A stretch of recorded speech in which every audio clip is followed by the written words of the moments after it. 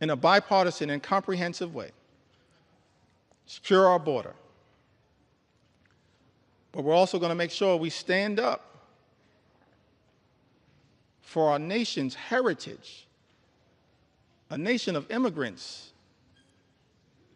which continues to this very day. It's an important part of American exceptionalism, and as far as I can tell, in my reading of the original document, the writings of the founders of this great country, the framers of the Constitution, they recognized it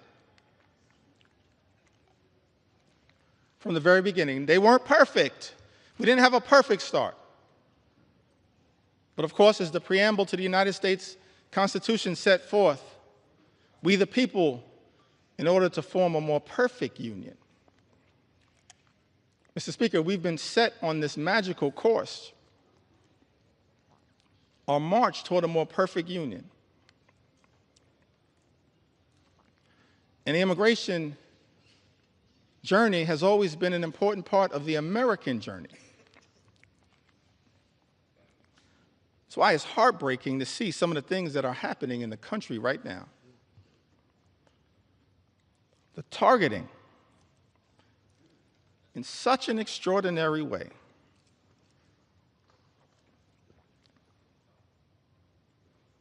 of law-abiding immigrant families, including American citizens. How can this be in the United States of America?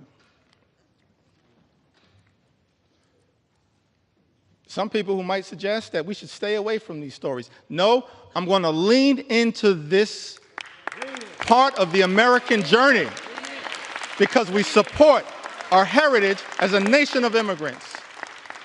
And we're going to stand up for dreamers, stand up for farm workers, stand up for law-abiding immigrant families all across this country. U.S. citizen children have been deported, Mr. Speaker. Is this who we've become in the United States of America? How can this be? This is extraordinary. 2-year-old American named Manu Borges Santos was born in Fort Lauderdale, Florida, in September of 2022. February, she was taken into custody in Florida alongside her mother and father, both of whom were undocumented. And as a result of this situation, 2-year-old Manu was deported to Brazil. Because of the Trump administration, Manu, a U.S. citizen, only 2 years old, is now effectively stateless. Manu is not a citizen or resident of Brazil. She's a 2-year-old girl, an American citizen.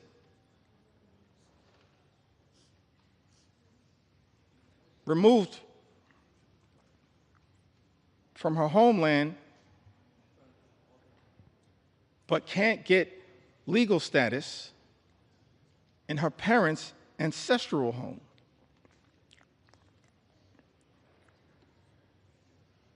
And as a result of her inability to get citizenship down in South America,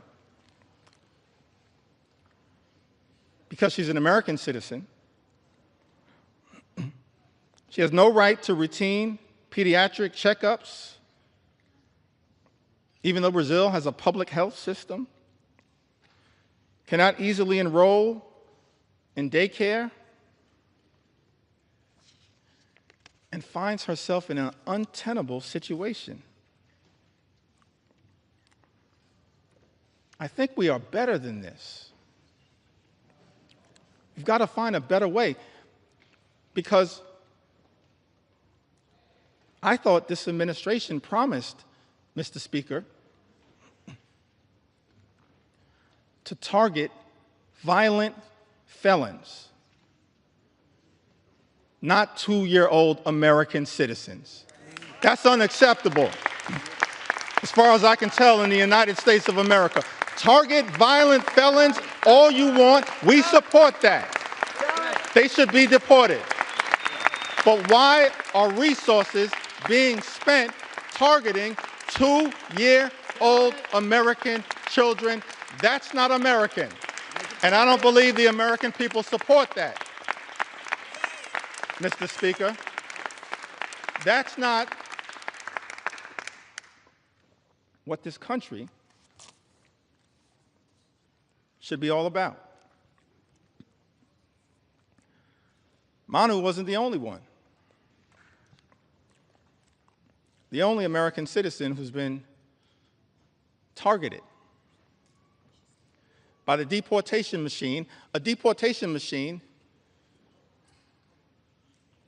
that will be unleashed on steroids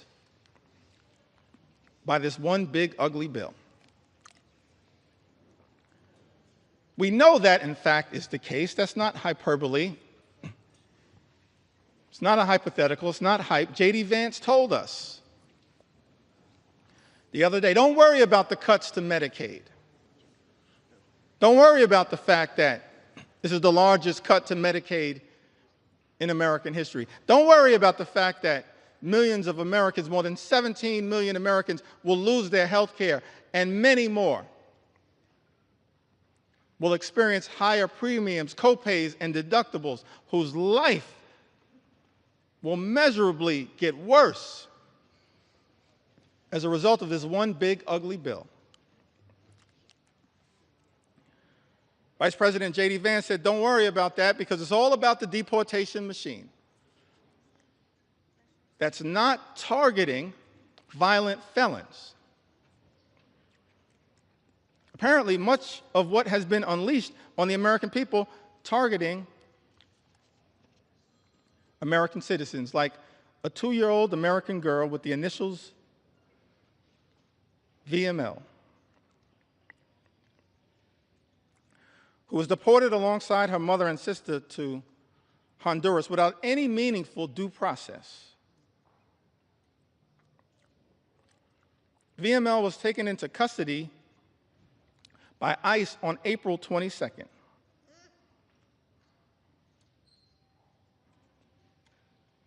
April 22nd happens to be the birthday of my mom.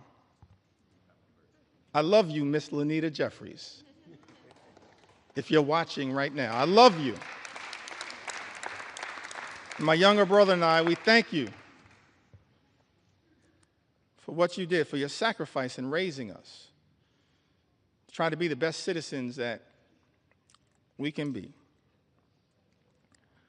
VML was taken into custody by ICE on April 22nd while attending a routine check-in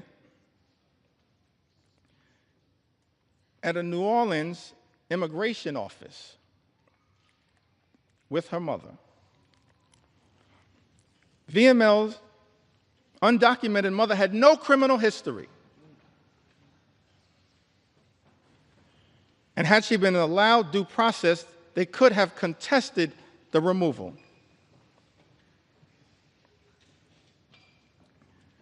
Instead, this 2-year-old American citizen was never given a chance to exercise her rights by the Trump administration. That is not who we are. We are better than this in the United States of America.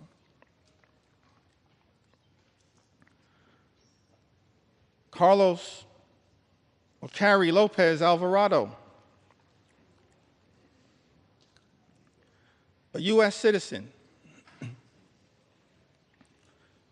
arrested while she was 9 months pregnant, masked men wearing Border Patrol uniforms, followed by a white truck into a building's private parking in the city of Hawthorne. In that truck was Carrie's partner, Brian. When she tried asking questions about who the agents were and what authority they had to arrest her partner, she was arrested. And Carrie, an American citizen, recounted that they started grabbing me from both sides, and I ducked down to sort of shield my stomach because I was afraid. An American citizen, afraid that they were going to hurt me.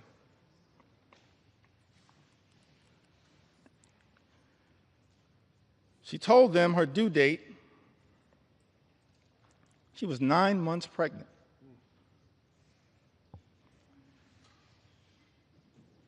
Apparently, these CBP officers responded, okay,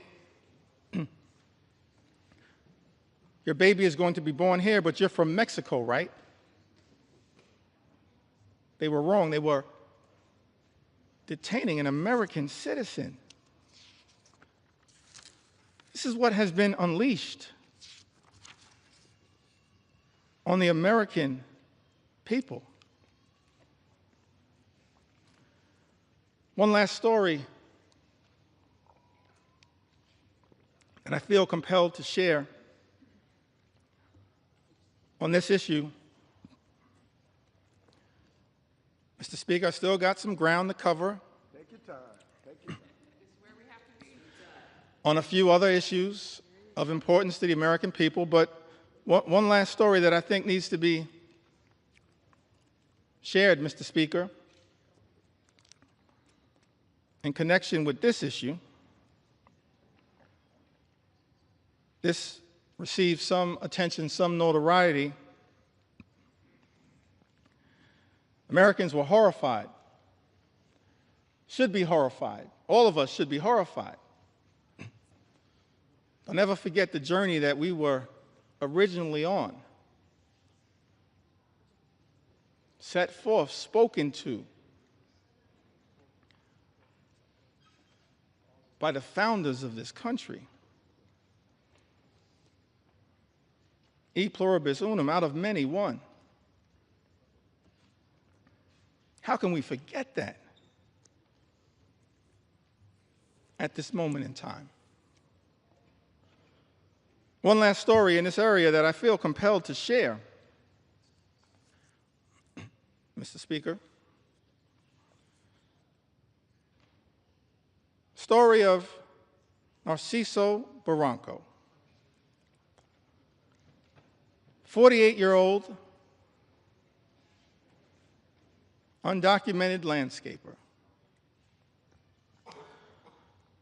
who has been in the United States since the 1990s and has no criminal record.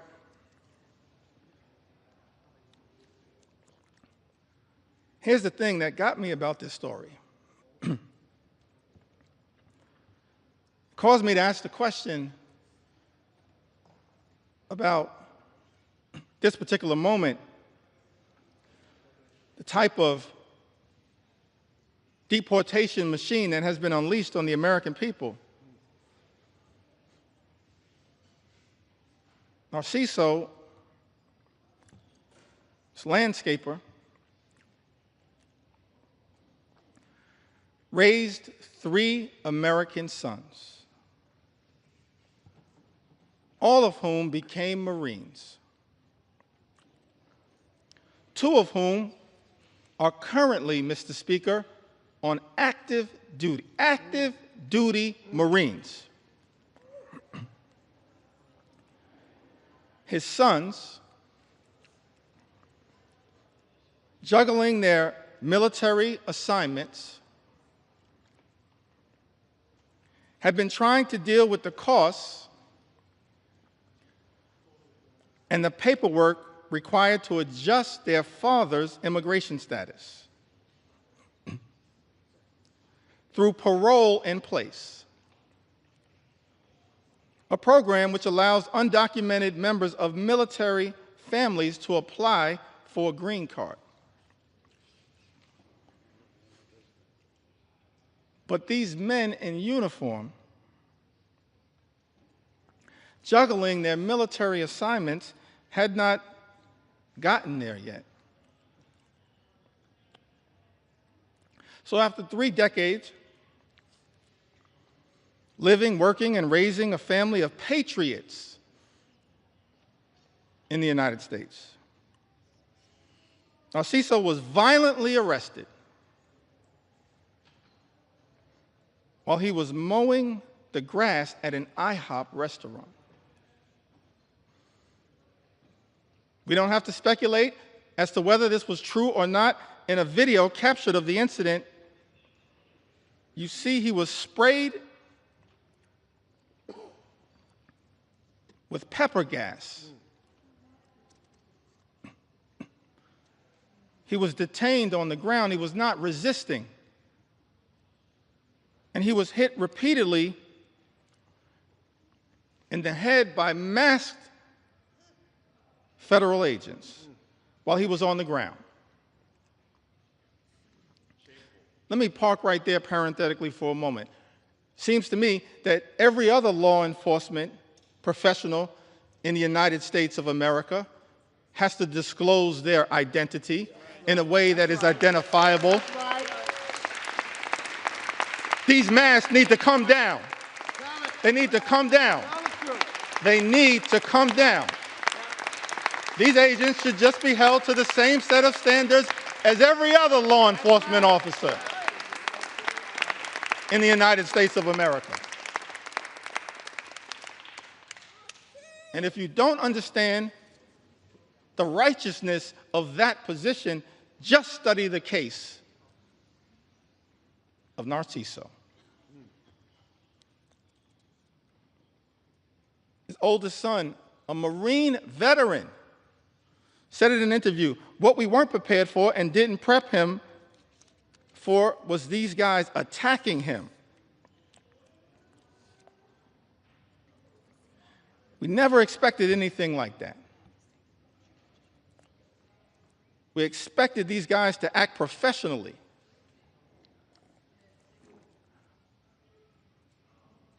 And up to the standards of the United States government. Are masked, armed federal agents who beat people on the ground really the standards the United States government should be standing by? Are these the types of actions, Mr. Speaker, that House Republicans endorse and support? This is not the way that anyone in the United States of America should be treated, particularly the father of 3 patriotic Marines. No one should be treated this way, but certainly not the father of 3 patriotic Marines in the United States of America. It's outrageous. It's out of control. And it's completely and totally unacceptable. Unacceptable. Unacceptable here in the United States of America. We are better than this. Better than this. Mr. Speaker, I've talked about the aspirational vision that we have for a country where everybody can afford to live the good life and work hard, play by the rules,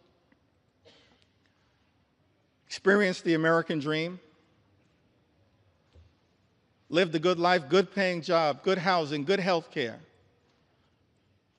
good education for their children, and a good retirement. That's not too much to ask in the United States of America, the wealthiest country in the history of the world, a great country, an exceptional country, as Abraham Lincoln once observed in a speech in the chamber of the House of Representatives. America, the last best hope of Earth. Spent a little time talking about the type of things, the type of America that we should be working hard in a bipartisan way to bring about, and spent some time critiquing this one big, ugly bill. And it's not like Republicans, Mr. Speaker, weren't given every opportunity to try to address the concerns that we have raised. I'm thankful for my colleagues in all of the committees of jurisdiction who worked hard, pulling all-nighters, offering amendments to try to improve this one big, ugly bill. We've actually introduced throughout this process, Mr. Speaker, hundreds of amendments.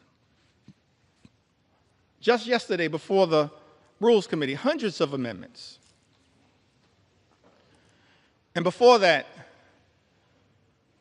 in late May, when the initial bill was being debated in a marathon session before the Rules Committee, more than 125 or so Democrats offering more than 500 different amendments to improve this bill, to stand up for the American people. Doing so over and over and over again throughout this process. And so, Mr. Speaker, I think it's important for the American people to understand what exactly House Republicans have rejected. What changes have House Republicans rejected to this one big, ugly bill?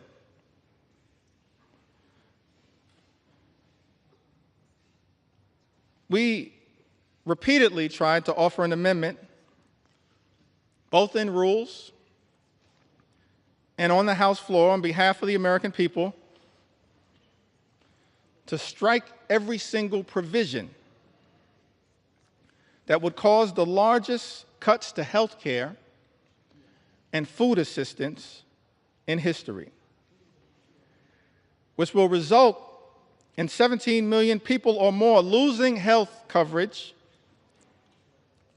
and jeopardizing nutritional benefits for about 42 million Americans who might otherwise go hungry. Republicans voted down that amendment.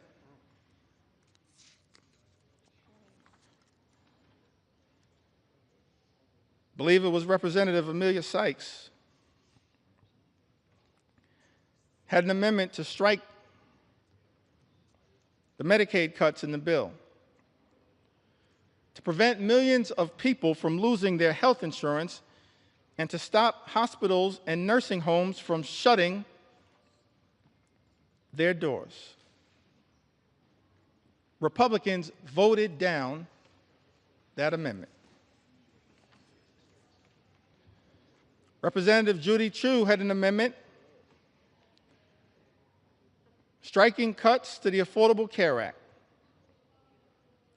Cuts that are in this one big, ugly bill that will cause millions of everyday Americans to lose their health insurance or experience having their costs go up.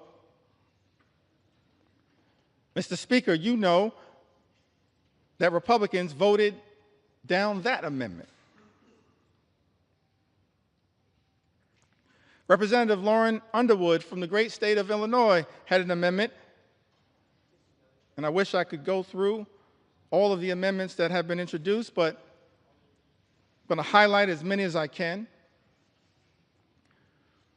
Representative Lauren Underwood had an amendment to ensure that people who get their insurance through the ACA, Obamacare, will not see their premiums increase.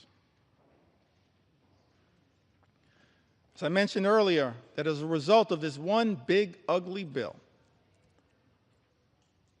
Mr. Speaker, premiums, copays, and deductibles are going to go up for millions of Americans. Many will lose coverage. And so this amendment was introduced to ensure that people who get their insurance through the ACA will not see their premiums increase this year, which is expected to cause 5 million people to lose coverage. Mr. Speaker, Republicans voted down that amendment.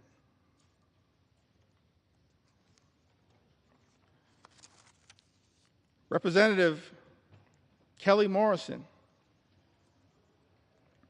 had an amendment that strikes the defunding of Planned Parenthood, which provides access to life-saving cancer screenings and reproductive health care.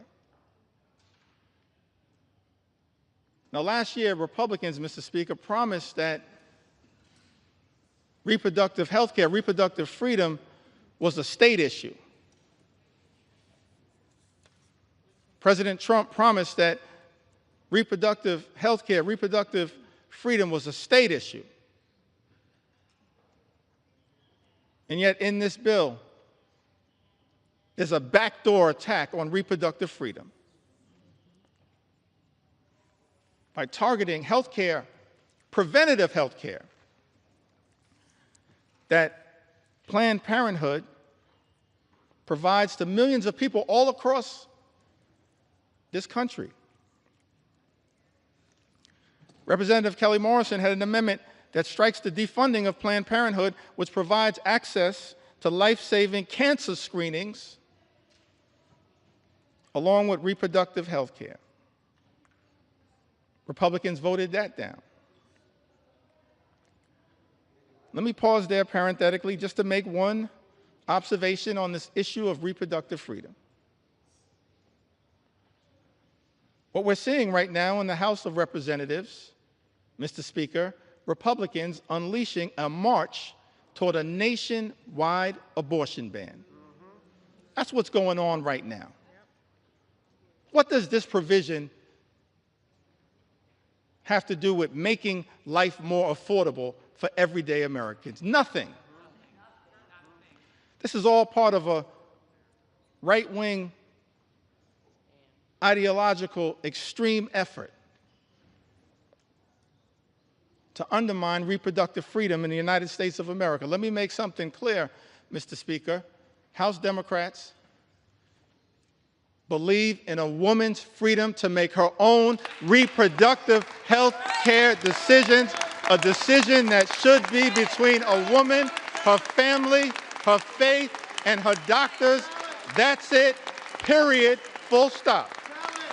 And we will continue to fight for reproductive freedom in the United States of America. And we will not rest, Mr. Speaker, until the Women's Health Protection Act becomes the law of the land here in the United States of America. Big difference between us and them. Big difference.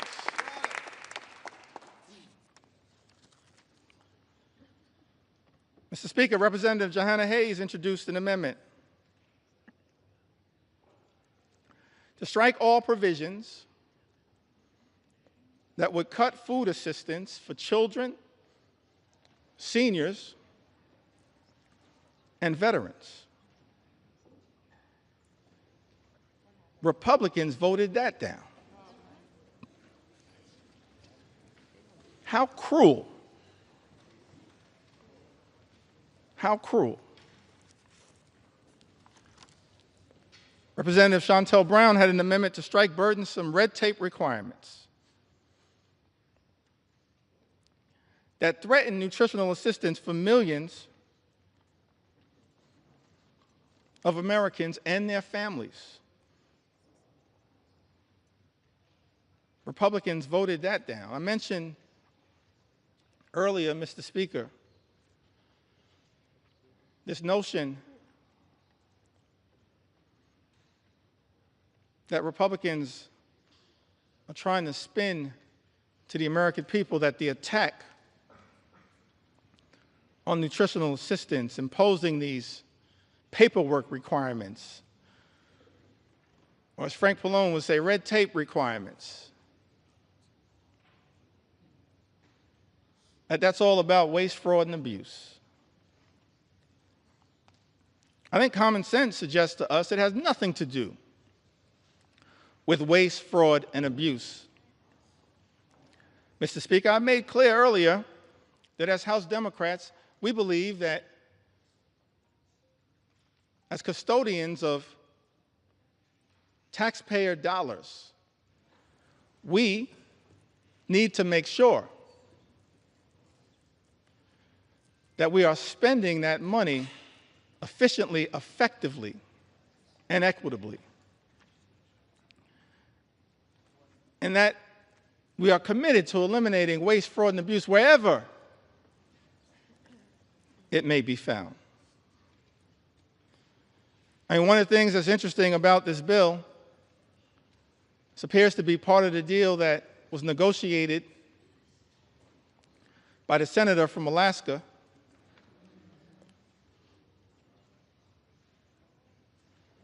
is that the states apparently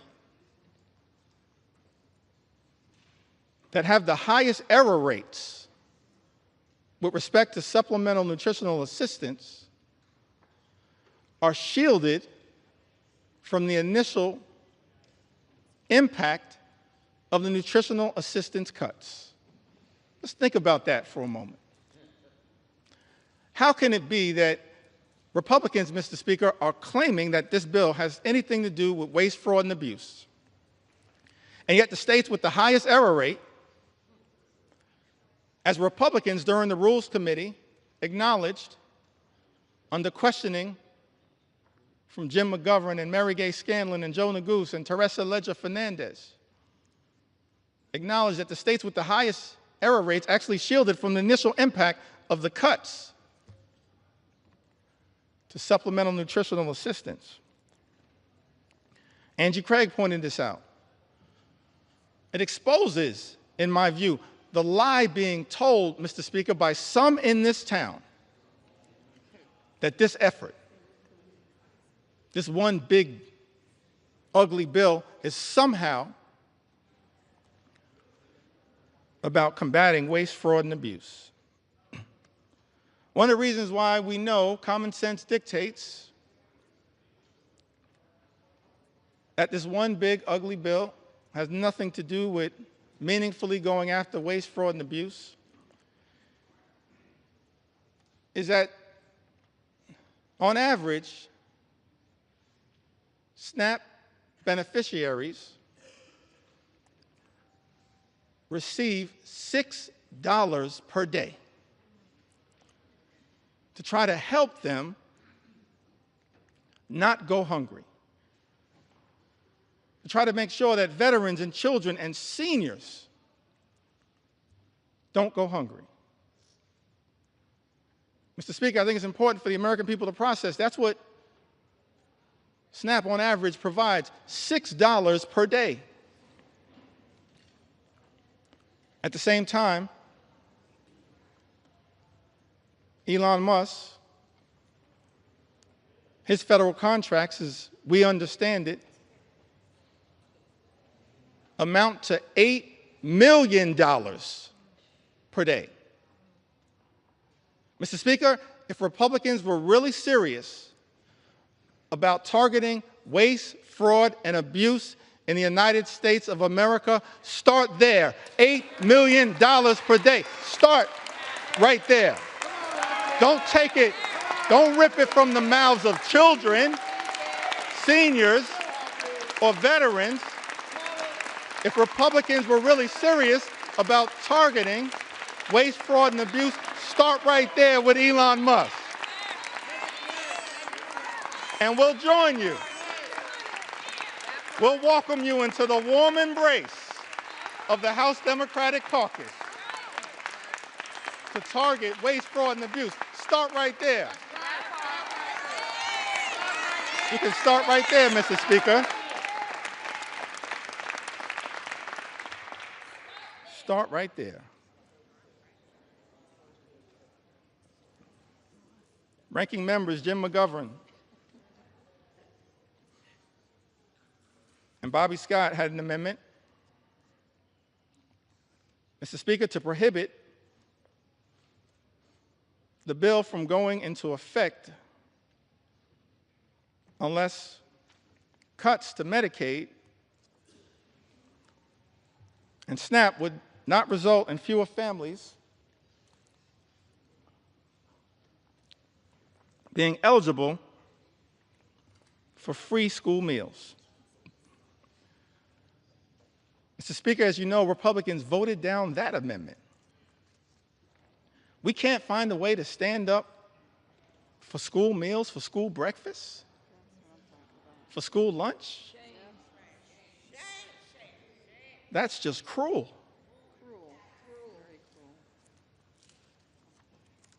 It is callous. It's a corrupt perversion of this process, targeting, as this one big, ugly bill does, school children, hungry school children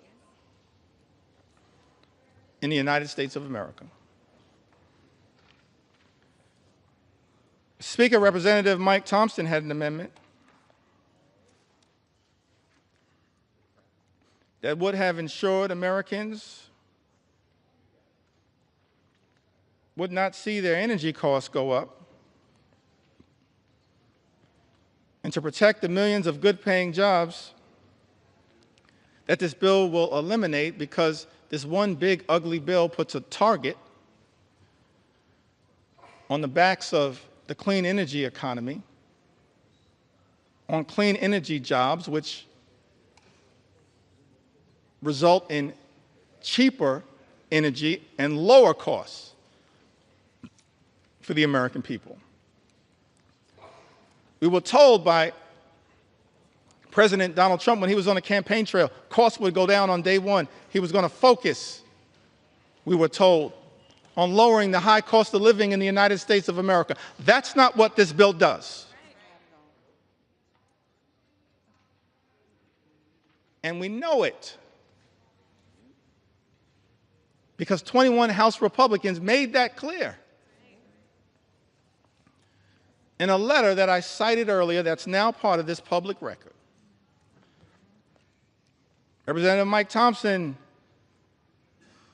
supported by others, had an amendment. All of these amendments co-sponsored by members all across the gorgeous mosaic of the House Democratic Caucus. We're proud of the fact that we look like we represent, in the most intimate way possible, consistent with John Adams' original vision of the House of Representatives, that the House should be a portrait of the American people. That's what we represent. We're proud of that fact. The gorgeous mosaic of the American people. That's what we're all about, in the most intimate way possible. That's why we love the House. And what the House is supposed to represent, the best of the House, not what we're seeing on the floor right now. Mr. Speaker, Republicans voted down the amendment introduced by Representative Mike Thompson that was designed to ensure that Americans would not see their energy costs go up. It was also designed to protect the good-paying American jobs that were part of both the Bipartisan Infrastructure and Jobs Act, the Infrastructure and Jobs Act, as well as the Inflation Reduction Act. And so this amendment was designed to lift up the principle of actually trying to create good-paying union jobs that actually allow people to provide a comfortable living in the United States of America. Amongst this all-out assault that we are witnessing in the United States is an all-out assault on organized labor. An assault on collective bargaining, an assault on the freedom to negotiate.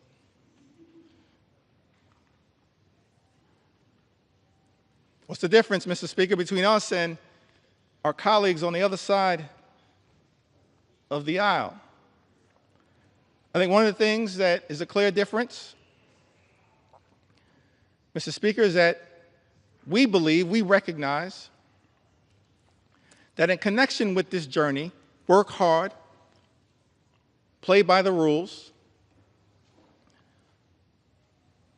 imagine and dare to dream the ability to live the good life, to experience the American dream. An American dream that when you work hard and play by the rules, you should be able to provide a comfortable living for yourself and for your family. Educate your children. Purchase a home. Have access to high-quality health care. Go on vacation every now and then. And then one day retire with grace and dignity. That's the American dream. That's the ability to afford and access the good life. And we believe as House Democrats that no single force in the United States of America has done more to bring the American dream to life than organized labor, and we will continue to stand up for organized labor today, tomorrow, and always. Not undermine good-paying union jobs. That's what this bill, this one big ugly bill, does in the United States of America. We're going to stand up. Stand up.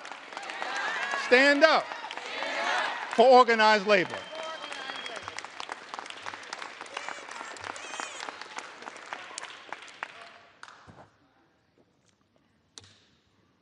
This is personal to me. My parents, Marlon Jeffries, Lanita Jeffries, they raised us, my younger brother Hassan and I, they raised us in a working class union household. I'm thankful for that. We were raised in central Brooklyn. Now, my mom grew up in Connecticut. And I mentioned that must be Johanna Hayes.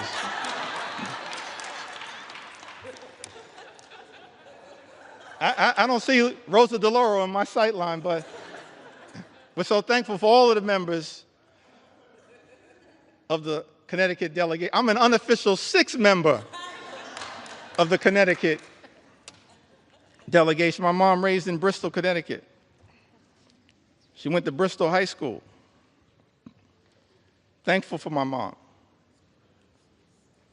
And my dad, I mentioned earlier, he grew up in Newark.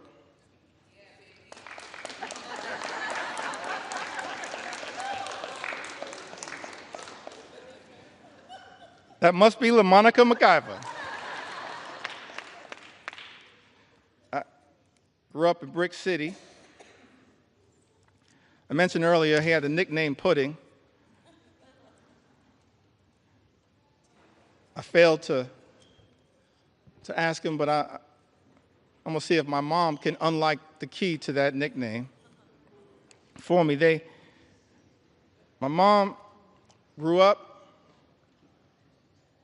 in Bristol, Connecticut, and my father grew up in Newark. And I mentioned earlier that he then went off to serve this country in uniform as an Air Force member, served in Germany during the Cold War. I think about that a lot. I didn't get to talk too much about it. I wish I would have had the opportunity to talk a little bit more with my dad about that. It's an extraordinary thing in the United States of America that someone could grow up in inner city Newark and then have the ability, in part, thanks to President Harry Truman, to serve with people of all races to defend this great country. I wish I would have had the opportunity to talk to my dad a little bit more about his experience in Germany, because the one thing that I've been able to take away from that experience was that he came back having fallen in love with Heineken's and Beck's.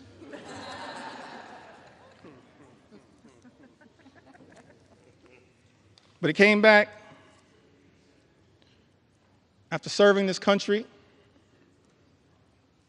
Mr. Speaker, in uniform, as so many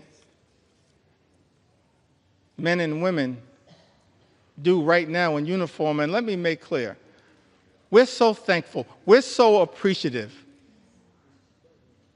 of the courage of the men and women in uniform who serve in the United States military, and we will always stand behind you. We thank you for your service, your patriotism, your courage, your heroism, and your sacrifice, lifting up the freedom that is America. You are not suckers, you are heroes. You're not suckers, you're heroes.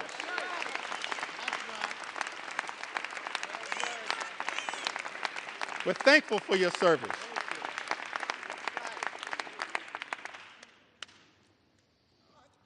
The men and women, no better hype person than Frederica Wilson.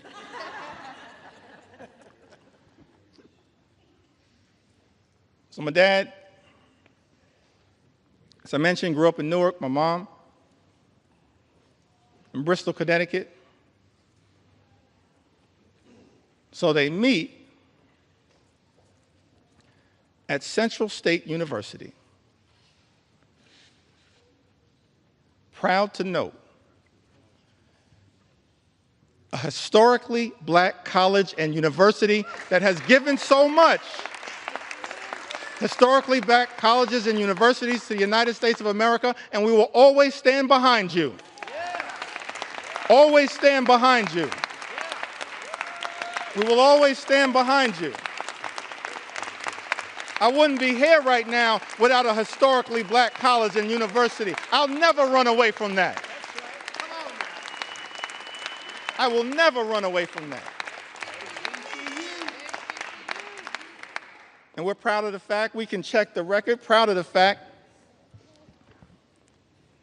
that over the last few years prior to this administration, historic investment in Hispanic serving institutions, in historically black colleges and universities, in higher education.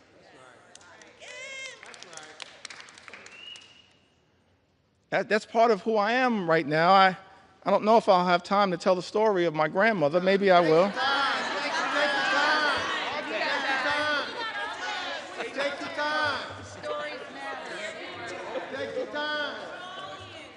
I got so many stories, I feel like I'm in a hip-hop studio right now. But they all relate to what makes us, every single one of us, every single Democrat, have a story to tell. A story to tell. Brooklyn will get that. Every single one of us have a story to tell. That leads us to this moment. It's the reason why we're fighting hard against this incredible and unprecedented assault on the American way of life and an assault on organized labor. So my parents, they meet Central State University, and Dad would tell us, my younger brother and I, that it was love at first sight. But apparently my mom said, not so fast.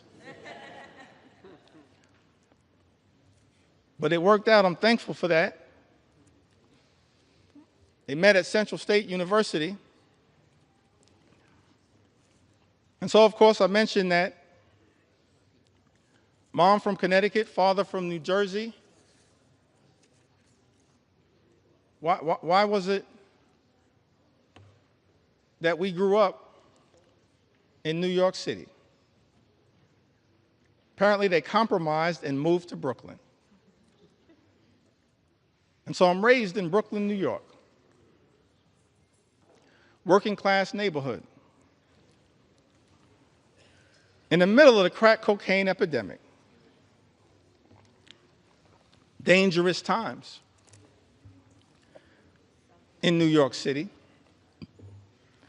In a union household, proud that I grew up in the Cornerstone Baptist Church, still a member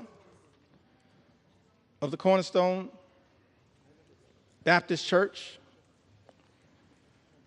Grew up in this union household. And Mr. Speaker, I land on that moment, and every single one of us as House Democrats have a similar story to tell about why in our heart, in our soul, in our essence, in our experience, we're so horrified by the attacks on organized labor. Because we understand the importance of what organized labor has meant to the American journey. My mom and dad were both public servants throughout their entire lives. My mom worked for 45 years, DC 37, for the city of New York. My dad, he worked for 30 years. He was a member of the Public Employees Foundation. He was a substance abuse social worker dealing with addiction during the heroin explosion of the 1970s, the crack cocaine epidemic of the 1980s.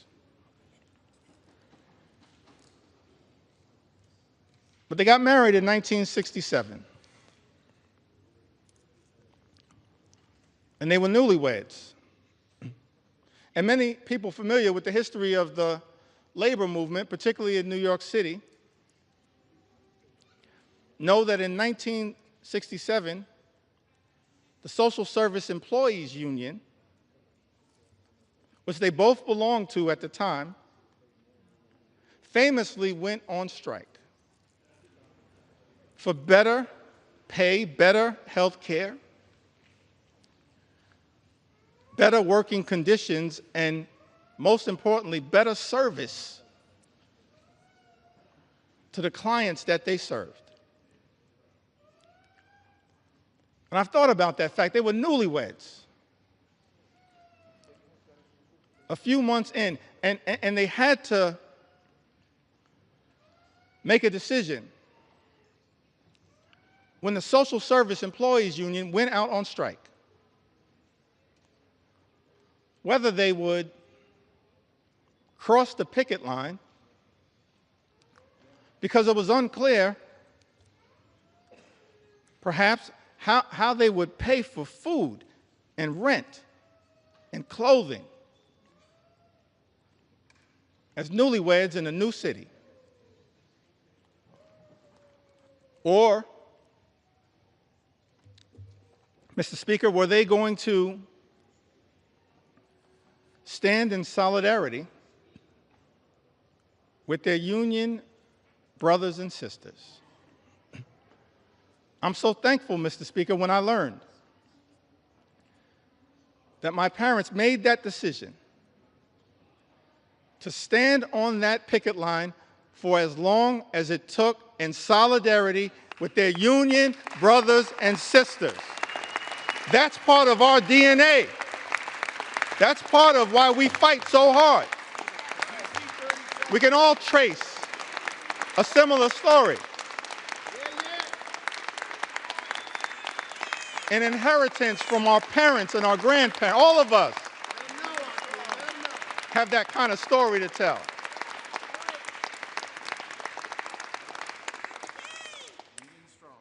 Why am I so thankful that my parents made what I believe was a tough personal decision, but of course the right decision? It's because what that union membership actually meant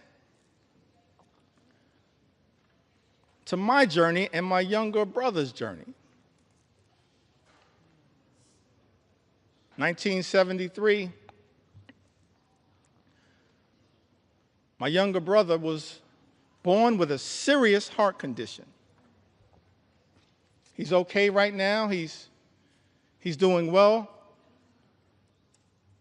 Right now, he continues to say on social media that he's our mother's favorite son. Let me say from the House floor, no, you are not. I think she favors both of us. A younger brother, 1973, he's born with a serious heart condition. He's okay right now. He's born with a serious heart condition. I'm thankful that it was that union negotiated health care that got our family through that difficult moment. That's why we do what we do. Our own personal experience.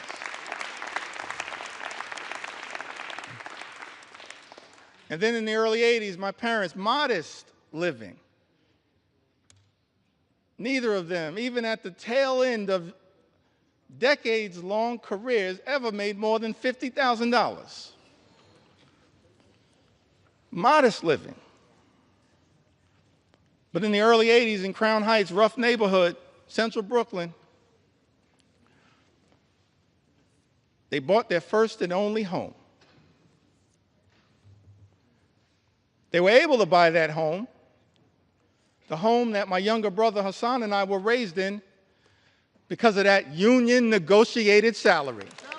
and pay off the mortgage down to zero because of that union negotiated salary. This is personal to us, our own journey. And lastly, as it relates to this part of my journey, why we all fight for what we fight for,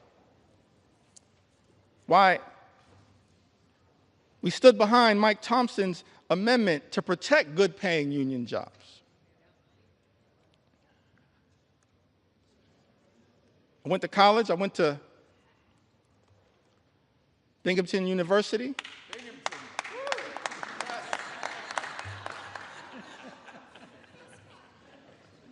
When I first got here, I was surprised to learn, actually, that I was the first graduate of Binghamton University ever elected to the United States Congress. I was shocked to learn that, but not the last. Because Vindman and Mannion have now joined us. And so we tripled the size of the Binghamton University delegation.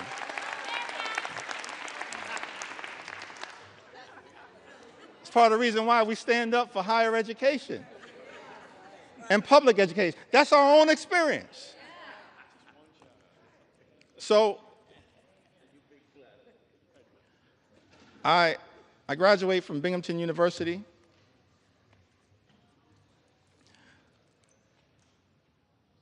My younger brother graduated from Morehouse University. I think that was Hank Johnson. Sanford Bishop.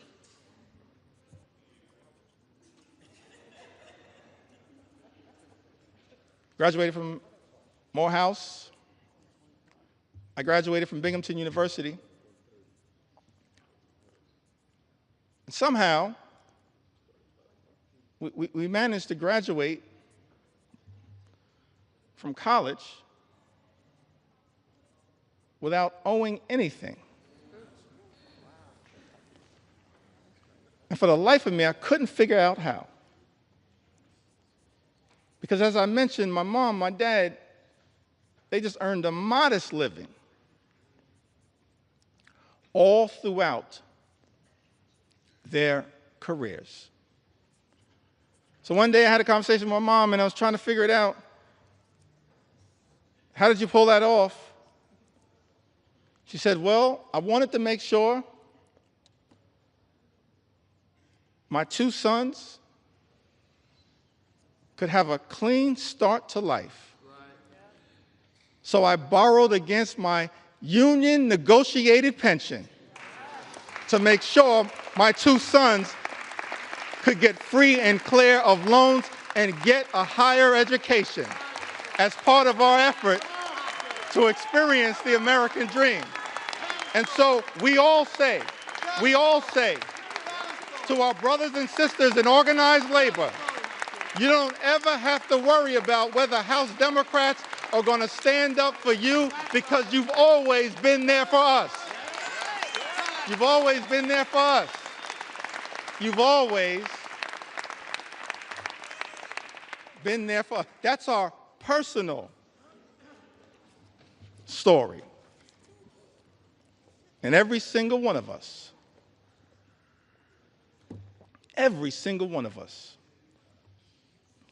we do this work because we've lived a life of opportunity that this great country has provided to us. And we're deeply troubled, saddened, disgusted that this great institution, this House of Representatives, Mr. Speaker, Republicans are trying to jam this one big ugly bill down the throats of the American people. A bill that hurts everyday Americans in order to reward billionaires with massive tax breaks. Shame on this institution if that bill ever passes. And so we say to the American people, we've been working hard to try to get this bill into a better situation, introducing amendment after amendment after amendment. Representative Judy Chu, the Chair Emeritus of KPAC, one of our extraordinary leaders, my good friend Grace Meng, she now chairs KPAC, but Representative Judy Chu, she had an amendment that no one earning more than $10 million per year receives a tax cut to prevent this reverse Robin Hood and the ballooning of the debt by $4 trillion. Mr. Speaker, you know, Republicans voted down that amendment. We support, as Democrats, providing tax relief to everyday Americans. We're willing to work in a bipartisan way to deal with that issue under the leadership of Richie Neal. But Republicans decided, Mr. Speaker, as you know, to go down this partisan road, play partisan games, try to jam this extreme budget down the throats of the American people. And so amendment after amendment after amendment introduced by House Democrats in good faith, exercising common sense to try to improve this bill. Representative Jimmy Gomez, the chair of the Dad's Caucus here in the United States House of Representatives, he had an amendment to ensure that people who make $1 billion a year don't get a tax break paid for by cutting Americans' health care and food assistance. Mr. Speaker, you know, Republicans voted that down.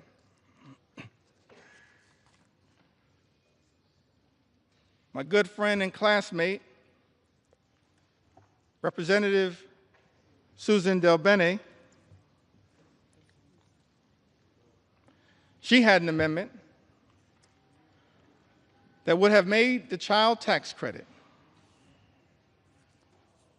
fully refundable. Susan DelBene, a great champion of the child tax credit. Let me also shout out a person that I believe is the mother of the enhanced and expanded child tax credit as well. The top Democrat on the Appropriations Committee, Rosa DeLauro. We're thankful for your leadership, Rosa.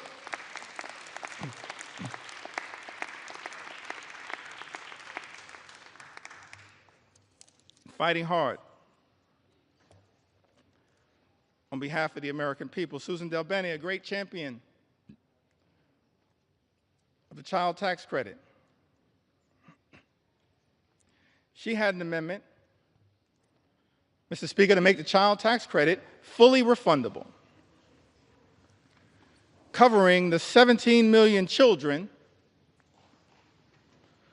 who are being left behind by the big, ugly bill, and increase the child tax credit for families. Because what Republicans are doing, Mr. Speaker, as you know, in this particular bill, not enhancing and expanding the child tax credit, you are undermining the child tax credit. And Representative Susan DelBene, my classmate, along with Catherine Clark and others, the class of 2012. We used to be the new kids on the block, now we're just the OGs.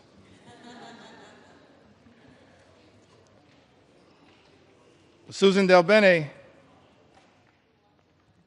She introduces this amendment, and Mr. Speaker, as you know, Republicans voted it down.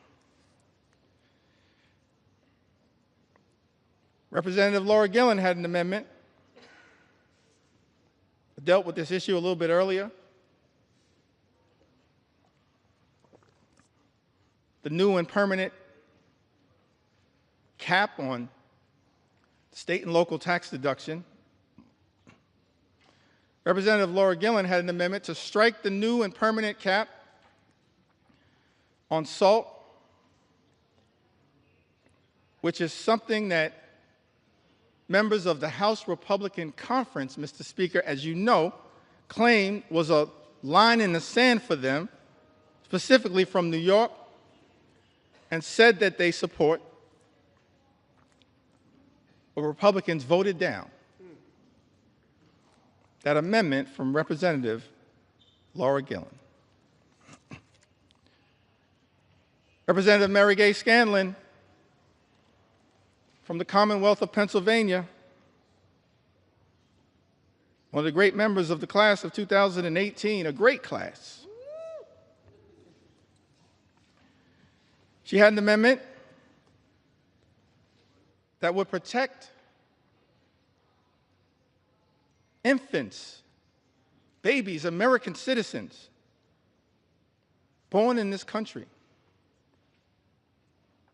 from the unconstitutional and un-American Trump executive order to end birthright citizenship.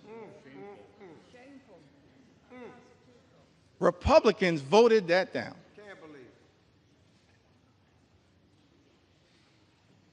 Let me make something clear. No matter what it takes, we're going to make sure as House Democrats we stand up for the principle that every single child born in the United States of America pursuant to the 14th Amendment is an American citizen. We will never let anyone take that away. Not now, not ever. Not now, not ever. Not now, not ever.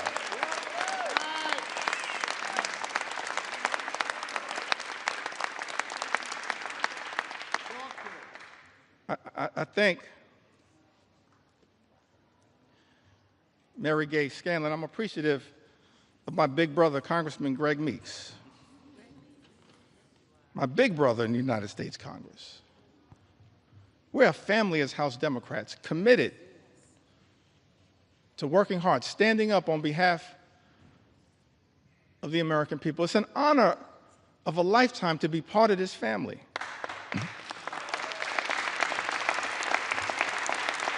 To stand on the shoulders of Nancy Pelosi and Steny Hoyer and Jim Clyburn. It's an honor to be part of this family. Fight hard on behalf of the American people. Representative Mary Gay Scanlon, I've got to repeat this, had an amendment, Mr. Speaker, to protect infants, children, babies against the unconstitutional and un-American Trump executive order to end birthright citizenship. Republicans voted that down.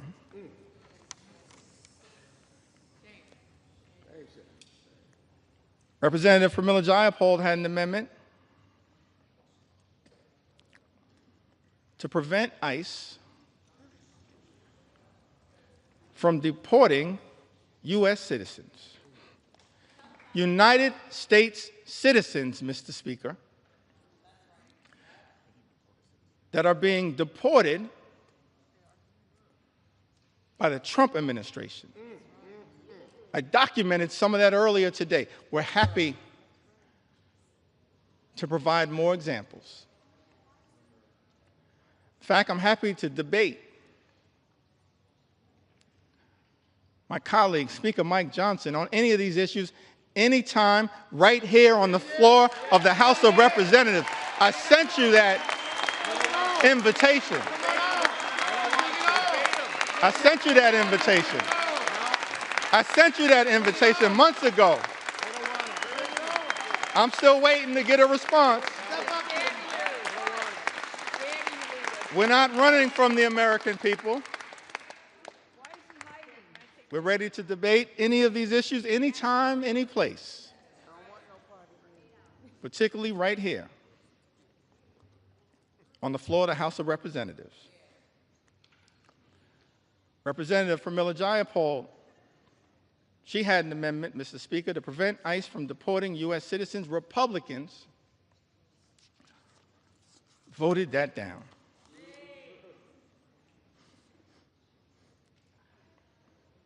Ranking Member Jim McGovern, and this issue is personal to him. I mentioned earlier, we do this work because we're informed by our own personal experiences. It's not about glory, it's not about profit. It's about improving the lives of the American people that we're privileged to represent. Jim McGovern, his wife Lisa, dealing with immense pain, immense personal tragedy,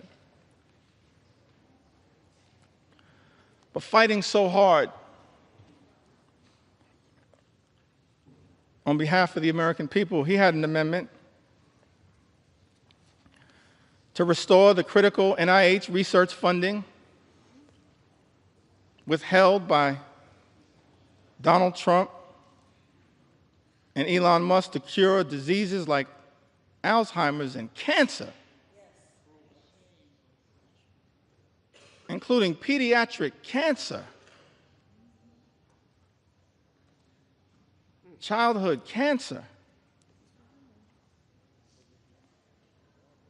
Mr. Speaker, you know Republicans voted that down.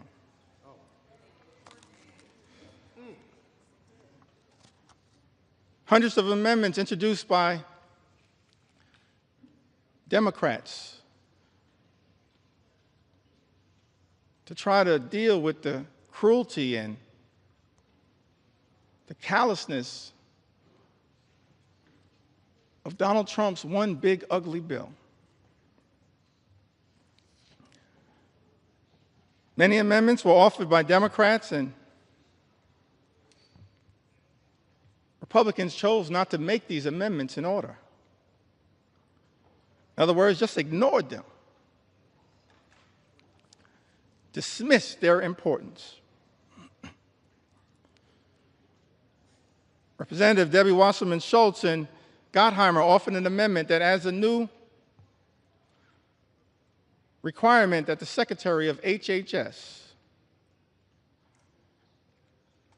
certify in writing that the reduction and rescissions made by this act will not affect cancer survivors currently on Medicaid or Medicare. Mr. Speaker, as you know, Republicans dismissed that amendment. Representative Houlihan and Representative Ramirez offered an amendment, Mr. Speaker, that exempts individuals with disabilities from having to prove eligibility for Medicaid every 6 months. That's a burdensome red tape requirement designed to throw people off of Medicaid who are eligible. That amendment was dismissed, Mr. Speaker, as you know, by House Republicans.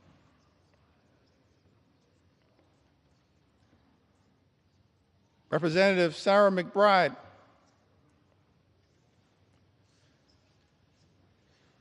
the distinguished gentle lady from the great state of Delaware. The distinguished gentle lady from the great state of Delaware. She offered an amendment that requires the CBO, the Congressional Budget Office,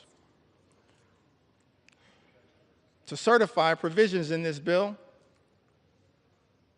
to make sure that those provisions will not reduce access to care or increase the cost of care for seniors who are duly eligible for Medicare and Medicaid. Mr. Speaker, as you know, Republicans dismissed that amendment.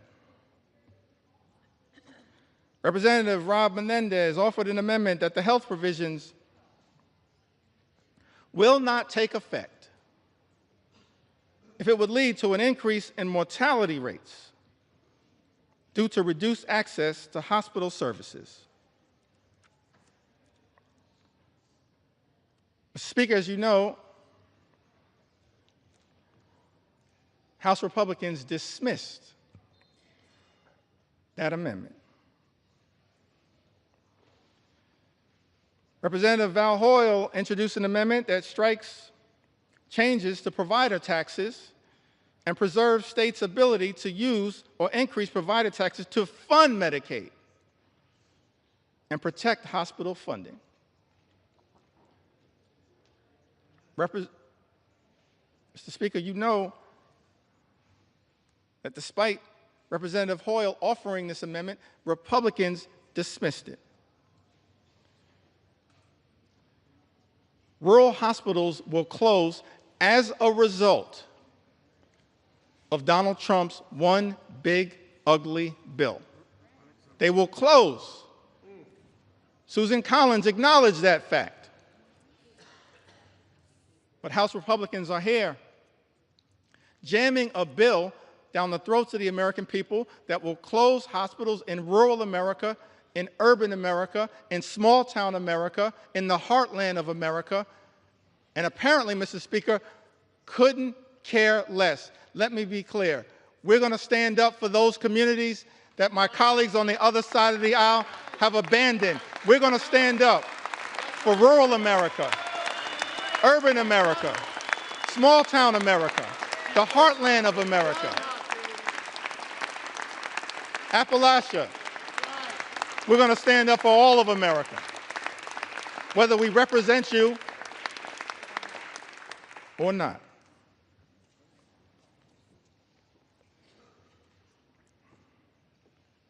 Representative Nanette Barragan,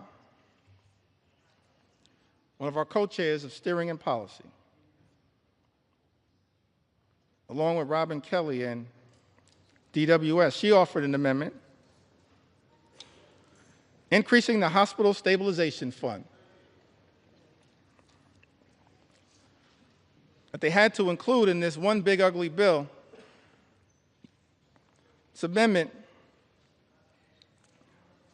was designed to protect hospitals from closing and expand eligibility for safety net hospitals that we know exist all across America. In every corner in this country. Safety net hospitals that serve a large number of low-income patients, including those with Medicaid. And yet, Mr. Speaker, as you know, House Republicans dismissed this amendment. Amendment after amendment after amendment that Democrats have introduced to try to relieve the pain that is being visited upon the American people by this one big ugly bill, voted down by Republicans or dismissed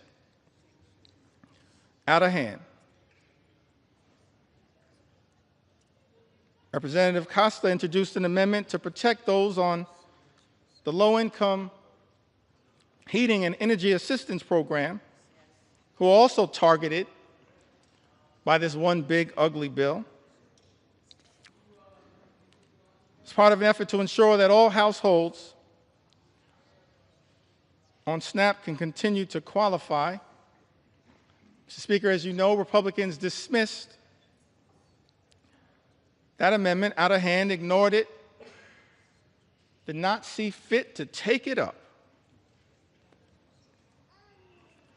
Representative Jill Takuda from the great state of Hawaii, she introduced an amendment trying to prevent the nutrition title of this bill from taking effect. Against USDA can determine that the provisions of this one big ugly bill would not result in material economic harm to farmers, ranchers, and producers. Mr. Speaker, as you know, Republicans dismissed that amendment out of hand. Representative Lloyd Doggett had an amendment to extend tax cuts for the 98% of the American people who make $400,000 or less per year. Had that amendment been taken up and passed, it would have cut the cost of this one big, ugly bill by approximately 50%. And we would have been standing up for those everyday Americans who are now going to be hurt by other provisions in this GOP tax scam, this disgusting abomination. Mr. Speaker, as you know, that amendment dismissed out of hand by the House Republican majority. Representative Seth Magaziner from the great state of Rhode Island. He's only in his second term. Somehow he's the dean of the delegation.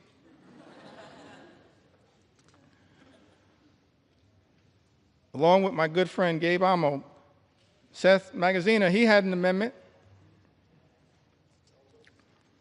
to provide a tax cut for the middle class, paid for by increasing taxes on the wealthiest here in this country. Taxes and a tax rate that had previously been at 39%, lowered by the original GOP tax scam in 2017. He had this amendment to provide a tax cut for middle-class Americans. Instead, Republicans are spending $1 trillion on massive tax breaks for the wealthiest amongst us. And that amendment was dismissed out of hand.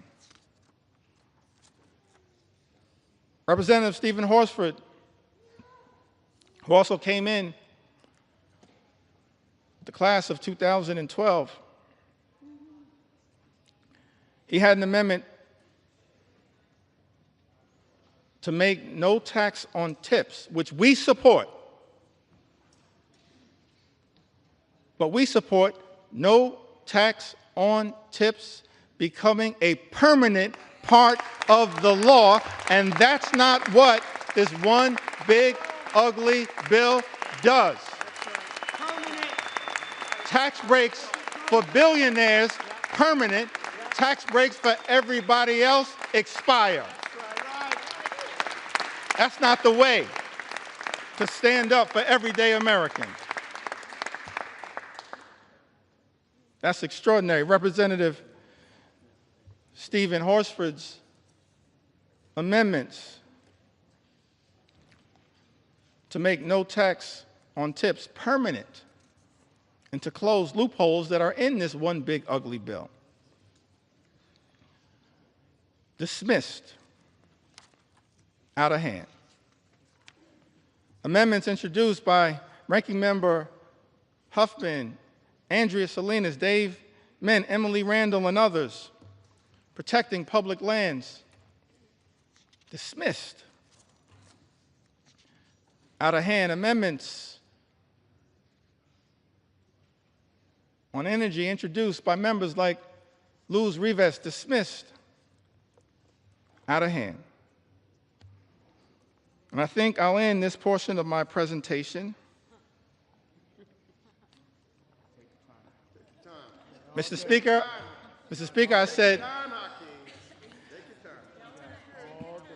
I said this portion of my presentation.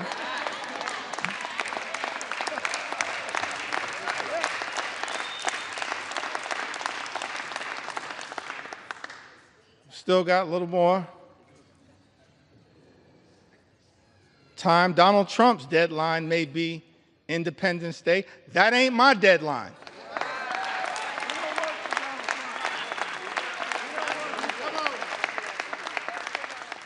You know why? Mr. Speaker, we don't work for Donald Trump. We work for the American people. That's why we're right here now on the floor of the House of Representatives, standing up for the American people, for everyday Americans, for hardworking American taxpayers, fighting hard to make sure that we can live in a country where every American can afford to live the good life. And as I mentioned earlier, Mr. Speaker, part of being able to afford to live the good life, part of those 5 things that I talked about, which shouldn't be hard to agree upon. Work hard, play by the rules, and then being able to be part of a country. Imagine a country where when you work hard and play by the rules, you can afford to obtain the American dream, to experience the good life, good paying job, good housing, good health care, a good education for your children, and then a good retirement. So we had a series of amendments, Mr. Speaker, introduced on the subject of education. Let me say something about the Department of Education, and every agency, every department can, of course, be improved in terms of its efficiency, but the Department of Education does important work, particularly as it relates to the most vulnerable children amongst us. And as part of this unprecedented assault on the American way of life, President Donald Trump issued this executive order, effectively trying to abolish the Department of Education. I know there are people all across the country as I travel throughout America concerned about this. Let me make something clear. The Department of Education was established by an act of the United States Congress. It cannot be abolished by anyone pretending to be a wannabe king. Not anyone. It's us, the United States Congress. So we introduced, Mr. Speaker, a series of amendments related to this commitment, this recognition of the importance of education as part of accessing the American dream. Ranking Member Bobby Scott is also battling some issues. Life hits us all, but made sure to make his way here to the House of Representatives. It's part of his commitment to stand up for the education of our children and others. He had an amendment, Mr. Speaker, that strikes all of the extreme parts of the Committee on the Education and Workforce elements of this bill that make it harder for students to access high-quality education, jeopardizes child nutrition programs, and threatens financial student aid, all of which is being done recklessly, Mr. Speaker, by this one big, ugly bill. And as you know, Republicans chose to ignore this amendment, dismiss it out of hand. Representative Sarah Elfrith introduced an amendment to try to increase the amount that hard-working teachers and educators are able to deduct on qualified out-of-pocket classroom expenses. And that amendment was dismissed out of hand. Tax breaks for billionaires, Mr. Speaker, but Republicans have decided hardworking educators can't get an enhanced tax benefit for their out-of-pocket expenses. That's wrong, and as House Democrats, we will continue to stand behind the educators of the United States of America, the teachers in the United States of America, those to whom we entrust our most precious asset, our children. And House Republicans, Mr. Speaker, aren't standing up for educators, for the teachers of America. This is extraordinary. But we're going to continue to stand with our teachers and stand with our public schools all across the United States of America.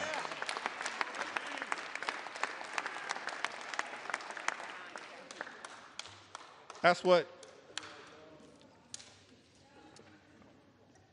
House Democrats are going to continue to do. Representative Val Hoyle had an amendment to increase Pell Grant funding, Pell Grant awards that are severely undermined in Donald Trump's one big, ugly bill. Mr. Speaker, it's extraordinary to me that this reckless Republican budget manages to go after blue-collar jobs, organized labor, hardworking American taxpayers who don't shower before going to work, but shower after work, that Donald Trump's one big, ugly bill goes after blue-collar, good-paying, prevailing wage jobs here in the United States of America, and then also goes after access to higher education. Representative Val Hoyle had an amendment, Mr. Speaker, increasing Pell Grant awards that are severely undermined in this bill. House Republicans chose to ignore this amendment, dismiss it out of hand.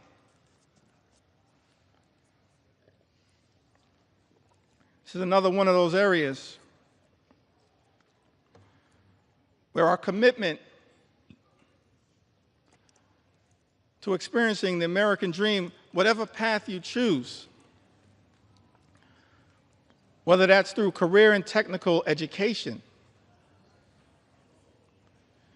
as has been the case by many members in their experience or their family experience. Don Norcross, one of our leaders in this regard, Debbie Dingell, others, Mark Pocan, part of the Labor Caucus, leaders in this regard. Mark Pocan, part of the trades movement. Don Norcross, part of the trades movement. Debbie Dingle, so close to the UAW and the trades. It's one of those areas where we also are informed by our personal experiences, why we find what is taking place, Mr. Speaker, in this one big, ugly bill so disgusting, these attacks by Republicans on the ability of all Americans to achieve the American dream, to be part of imagining an America where everyone who works hard and plays by the rules can live the good life. Higher education is not the entire solution, but it certainly is part of it. This was taught to me by my grandma Nana. She never had a formal 4-year education, but perhaps she was the wisest woman I've ever known. And she was determined to make sure that her 2 grandsons had the ability, as best she could, to obtain an education that might ultimately, for us, coming out of this working class neighborhood, Crown Heights in central Brooklyn, spending a lot of time in Bedford-Stuyvesant where she lived, on the corner of Putnam and Lewis, right down the block from the Cornerstone Baptist Church. She was determined to make sure that her 2 grandsons had the best opportunity, and in her view, and Grandma Nano's view,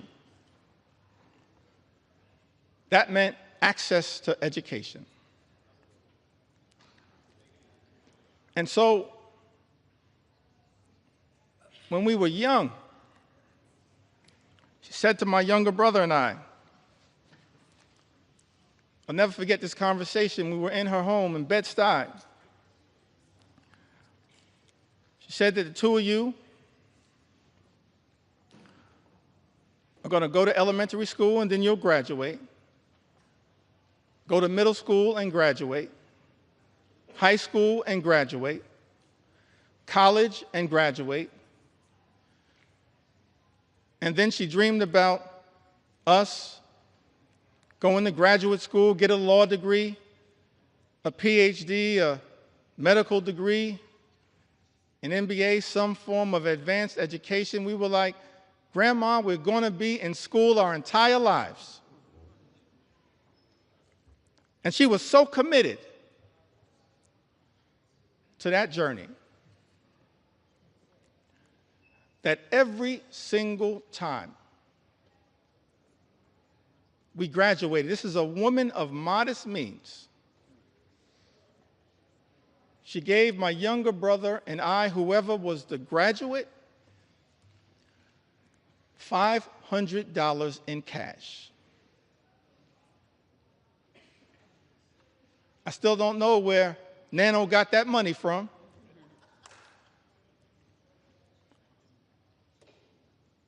I know it came by her honestly. She saved for it. But it was designed to help incentivize her grandchildren to keep going through all of the obstacles. And Mr. Speaker, I made the mistake one day of telling that story, this $500 incentive, in front of my 2 sons. And they said, Dad, you've been shortchanging us our entire lives. Access to education is a part of the journey for many of us. Shocking to me that this one aspect, not the only aspect, this one aspect, that Thomas Jefferson, the author of the Declaration of Independence, once articulated, the father of the University of Virginia. Ben Franklin, the father of the University of Pennsylvania, others saw an important role for enlightened education as just one path that we as House Democrats are trying to protect, while also making sure that every single hardworking American can get the type of career and technical education if they choose that path to experience the American dream. Mr. Speaker, as I perhaps approach the end of this particular journey,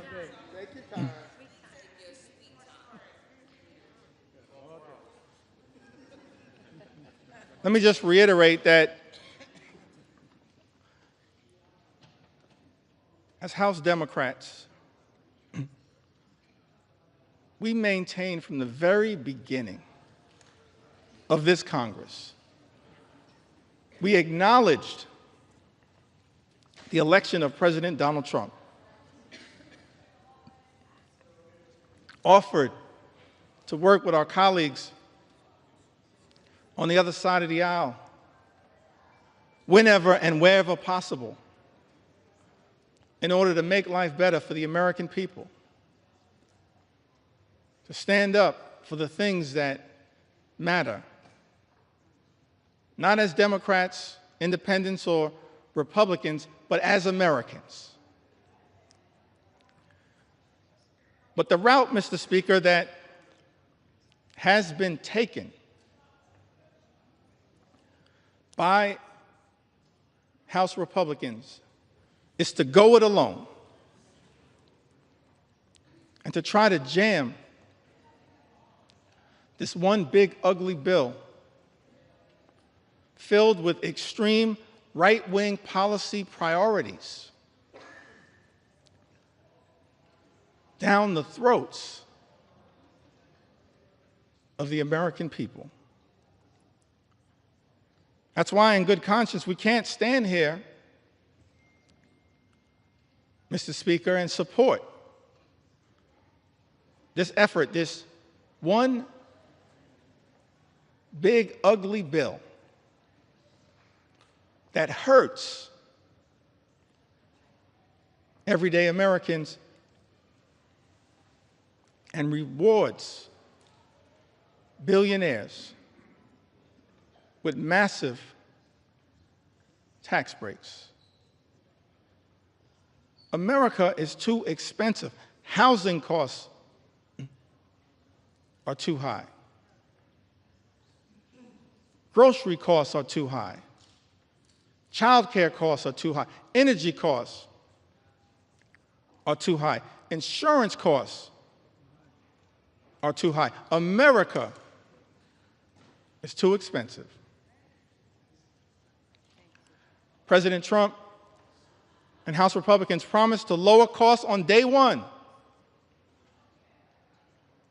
Mr. Speaker, but costs aren't going down, they are going up. The policies unleashed by the Trump administration have been so chaotic, so all over the place, so much uncertainty has been created that the economy is being run off track, and nothing has been done to lower the high cost of living. In fact, not a single thing in Donald Trump's one big, ugly bill will meaningfully make life more affordable for everyday Americans, and that's just one of several reasons why House Democrats are a hell no on this legislation. We were a hell no last week, a hell no this week, a hell no yesterday, a hell no today, and will continue to be a hell no on this effort to hurt the American people.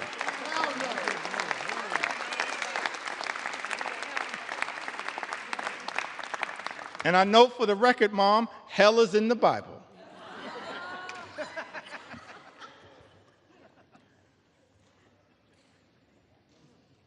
The American people are understandably frustrated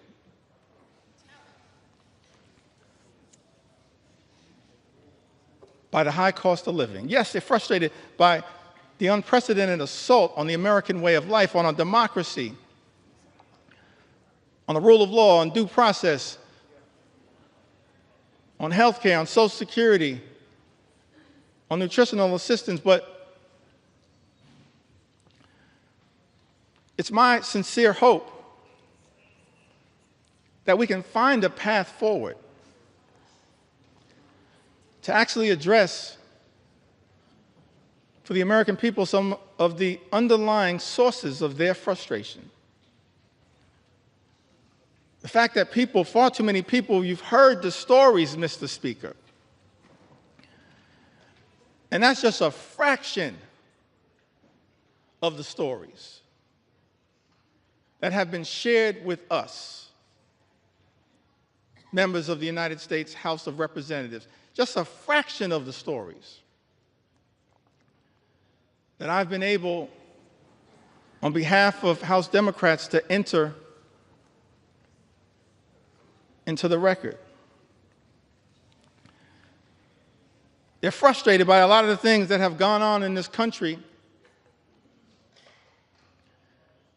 since January 20th. I'm frustrated by a lot of what has gone on, disgusted by a lot of what has gone on, Mr. Speaker, in this country since January 20th. We are better than this. But it's also important, one of the things that I hope, Mr. Speaker, we'll be able to address at some point is the source of the underlying frustration. It's a frustration in the comments, in the eloquent words of all of those presidential leaders that I mentioned earlier today, this frustration, this economic frustration.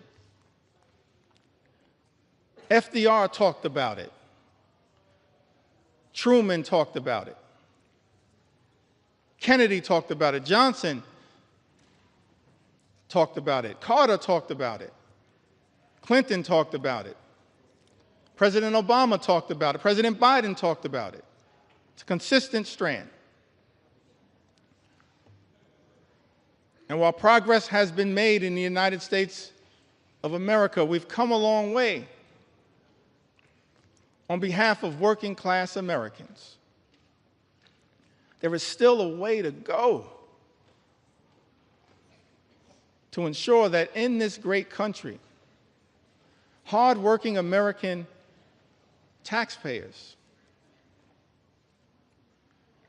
don't simply work hard and play by the rules just to survive, barely paycheck to paycheck, but are able to actually thrive. That's the America that we should all commit to work hard towards bringing about. Good paying job, good housing, good health care, good education for your children, and a good retirement. fair shot at achieving the American Leap, a good retirement. Let me reiterate it for the record. That means, Mr. Speaker, that people in this town need to keep their hands off the Social Security and the Medicare of the American people. Keep your hands off Social Security, Medicare, Medicaid, all of the things. Hands off.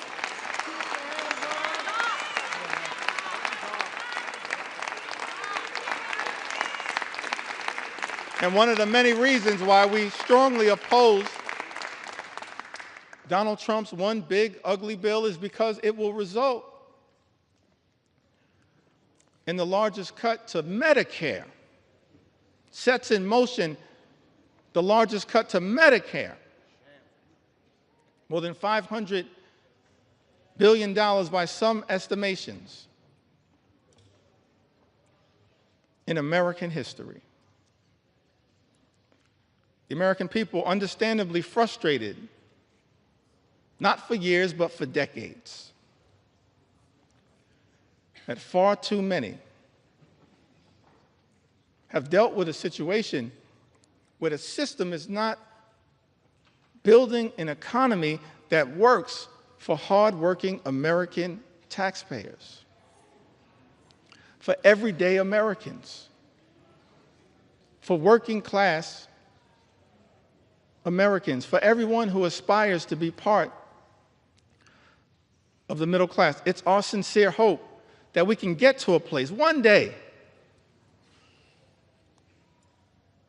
perhaps in a bipartisan way, not connected to this extreme and reckless, dangerous, partisan bill, this one big, ugly bill that will hurt everyday Americans in order to reward billionaires, that we actually can get to the work of lifting up everyday Americans, because the deck has been stacked against you for far too long. And that's not the America that the American people deserve. And part of the challenge, part of the problem, part of the issue as to why we find ourselves, everyday Americans, in this situation, it's because of the dominance of special interests in this town.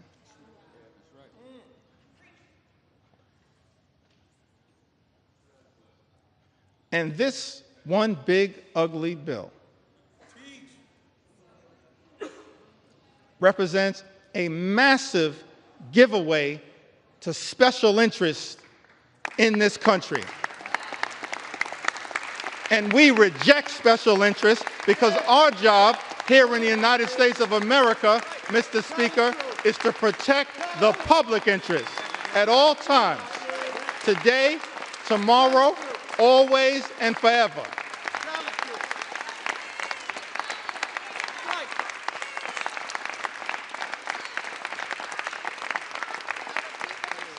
Extraordinary to me, Mr. Speaker, that you got folks in this town talking about draining the swamp. Guess what? You are the swamp. You are the swamp. You are the swamp. We've never seen anything like this. The type of corruption that has been unleashed on the American people and has poisoned, Mr. Speaker, this bill.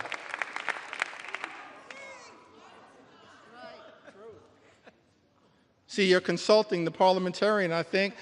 I said people in this town.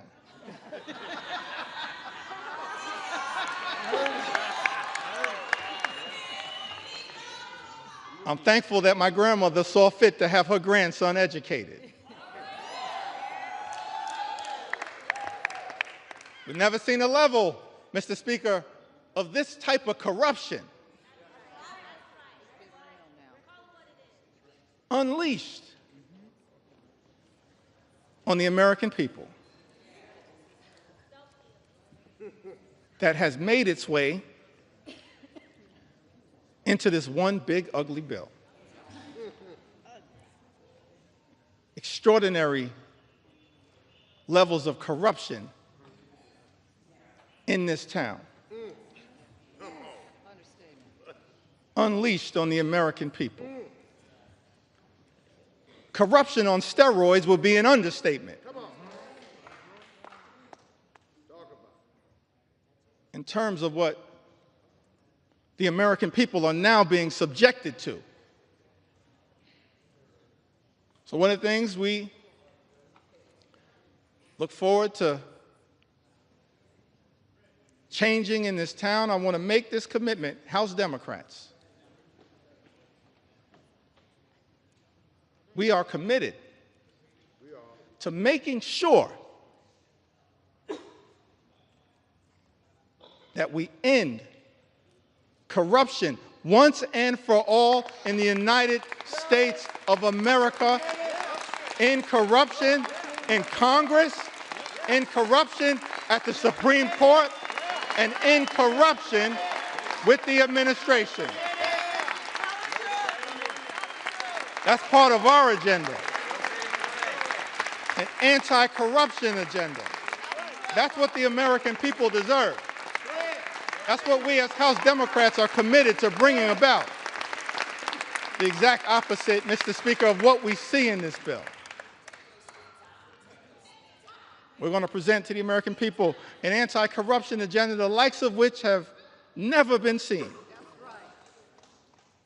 Because it's too much. Fundamentally, it undermines the ability of government to deliver for everyday Americans. You see that politics, at the end of the day, is about the management of public money. That's why we need everyday Americans to participate in your democracy. Because politics, at the end of the day, is about the management of public money. It's about how taxpayer dollars are going to be managed. And what's extraordinary about this one big, ugly bill is that what we see, Mr. Speaker, is the management of public money, all of it being done in this highly partisan way. It's not designed to serve the best interest of the American people. It's being managed, Mr. Speaker, in this GOP tax scam, this disgusting abomination, this one big, ugly bill. The management of taxpayer money being misused and abused to hurt everyday Americans in order to reward billionaires with massive tax breaks. That's a dereliction of duty. Mismanagement of public money. It's an abuse of the privilege that all of us as members of the United States Congress have. And so one of our promises to the American people as we look toward the future, we will always be stewards of your money to make sure that we are allocating taxpayer dollars in a way designed to lift up the American people, not tear the American people down. That's the type of Congress that the American people deserve. The public interest over special interest.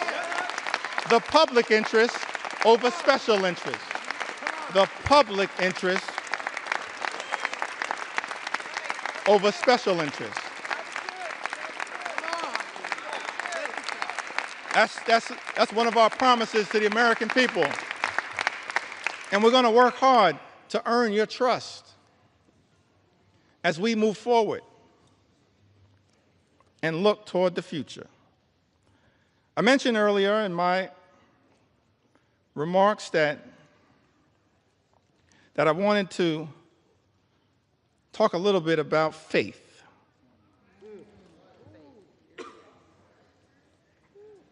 I grew up in the Cornerstone Baptist Church. Faith is the substance of things hoped for, the evidence of things not seen. We walk by faith, not by sight. You just have faith the size of a mustard seed. You can move mountains. We come this far by faith. Can't leave this floor, Mr. Speaker,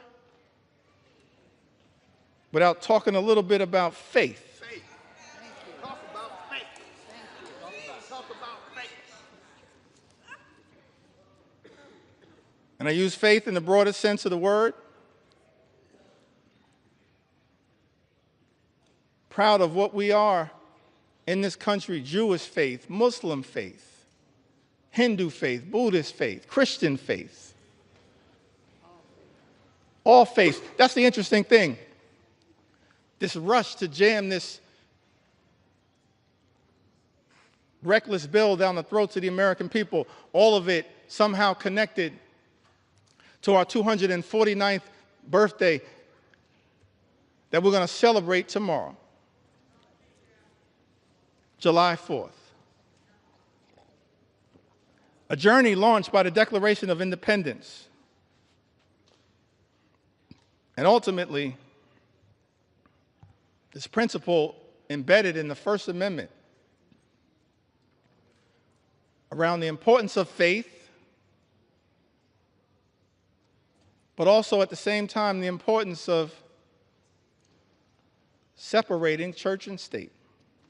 It's all in the First Amendment as interpreted by the Supreme Court. Don't have time, I think, to really deeply go into it, but you've got...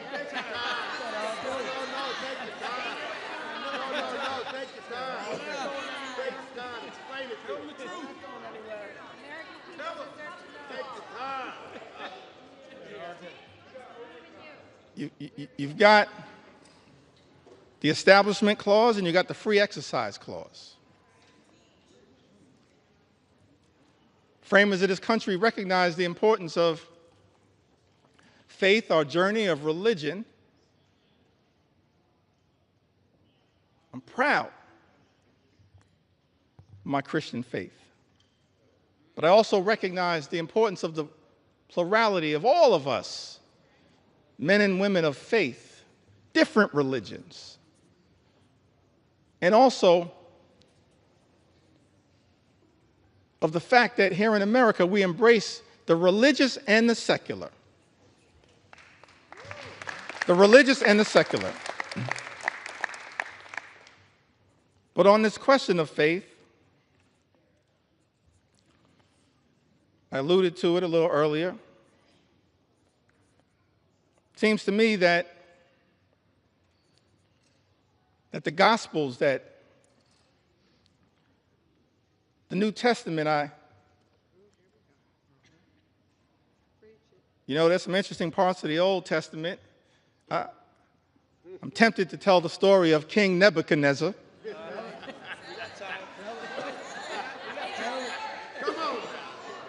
Mr. Speaker, a lot of parallels to what's going on right now. But I'm gonna focus at this moment on the New Testament prescription, the Gospels. I think it was mentioned earlier by one of my colleagues. I think Don Beyer mentioned it earlier. Matthew, the 25th chapter, verses 35 and 40. I think it's important that at this time, in this moment, in this debate, before I leave the floor of the House of Representatives, that this scripture be entered into the congressional record. For I was hungry,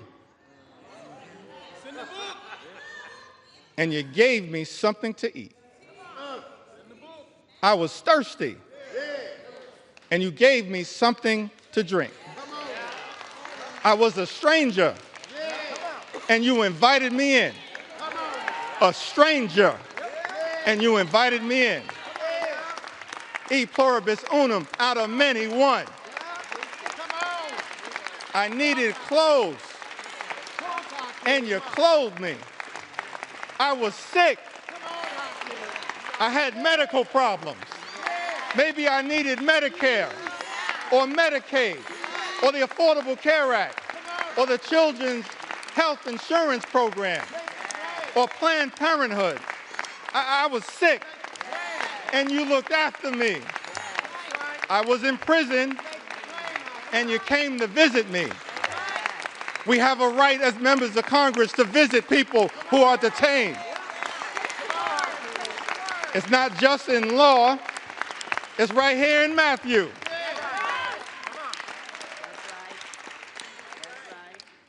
Then the righteous will answer him, Lord,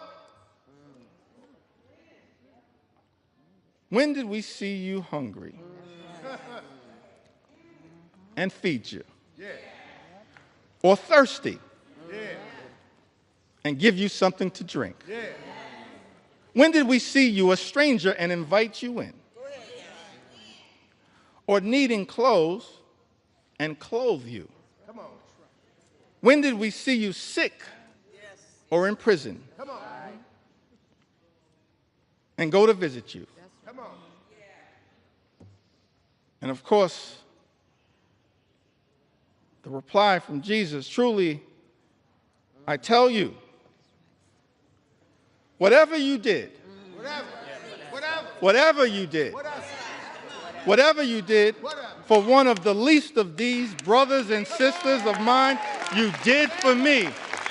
That's what we should be doing here in the United States House of Representatives.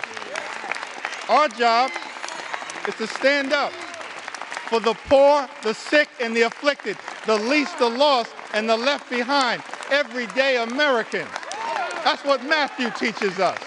And that's not what's happening in this one big, ugly bill. That's not consistent with what my faith teaches me.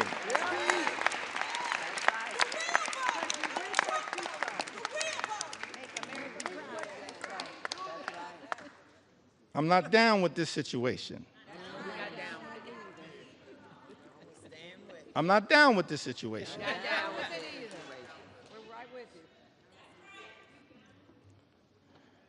Well, you got some folks in this town. They go to church.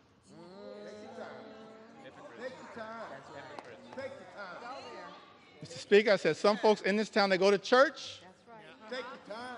And I'm not questioning anybody's faith. I'm just making an observation.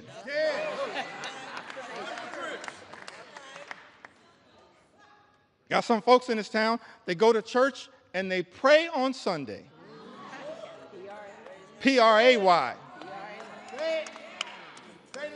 And then they come to Congress and pray P-R-E-Y on the American people. I'm not down with that kind of faith. That ain't my faith. That's not our faith. That's not the faith that comes out of the gospel. I can't find that kind of faith in Matthew 25 and 35. I can't find that kind of faith. But I do see something else. Tell us what you see. Tell us what you see. Can I talk about it for a moment? Talk about it. Talk about it. Take your sweet time. Take your sweet time. Take your time. I do see something else, kind of what I'm what I'm seeing connected to this one big ugly bill. I don't know if this was an inspiration to this extraordinary assault on the American people, this corrupt piece of legislation. But when I look over my Bible, and this is going to come from John, it's not going to come from 2 Corinthians, although the Apostle Paul has a lot to say about that. And, Mr. Speaker, I said 2 Corinthians, not 2 Corinthians.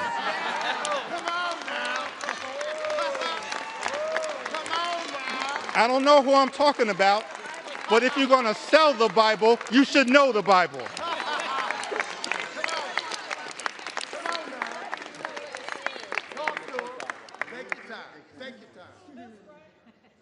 Trying to figure out, because it's not in Matthew. That's right. 25, 35 to 40, but I did see something in John. Go ahead now. Tell us what you said.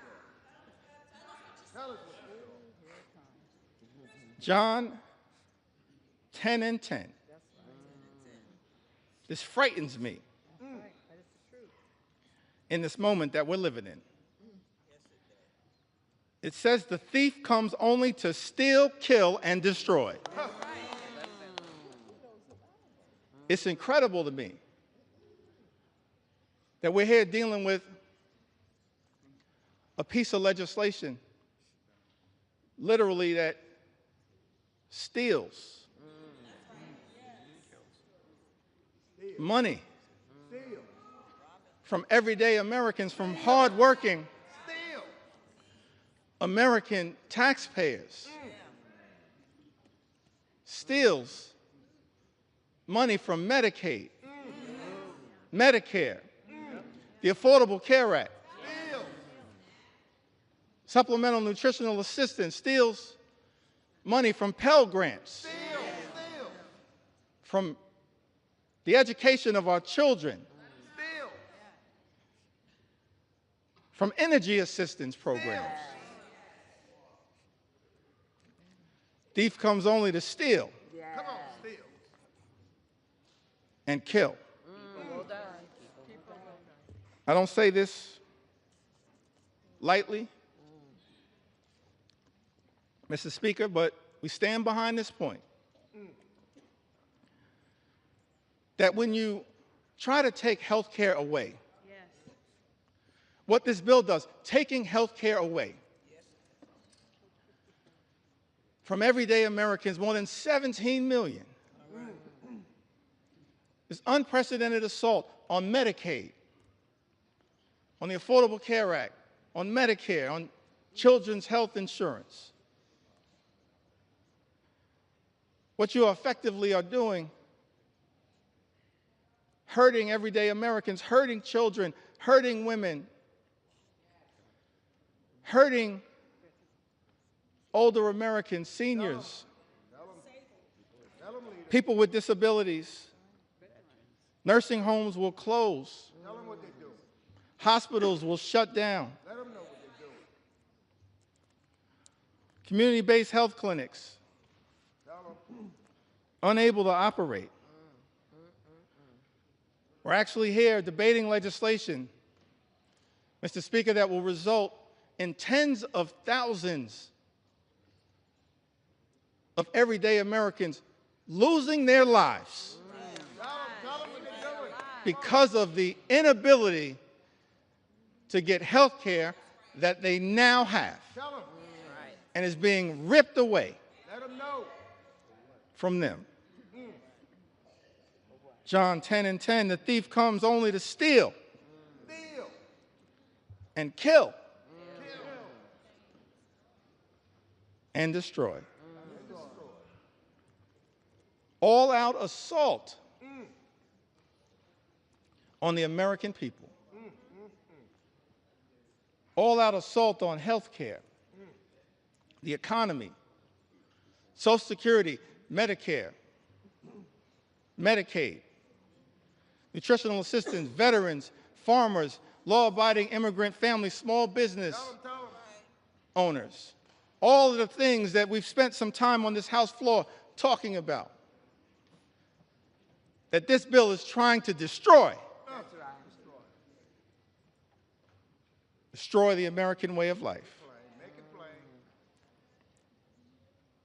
Can't find anything in the Bible in the New Testament, certainly not in Matthew 25 and 35. Matthew 25, the 35th chapter, and all the way through the 40th verse, but somehow I happened upon John 10 and 10. Somehow. And thinking about this one big ugly bill. The thief comes only to steal, kill, and destroy. But America is a resilient nation. We're an exceptional nation. We're a strong nation. We've been through turbulence, trials, and tribulations.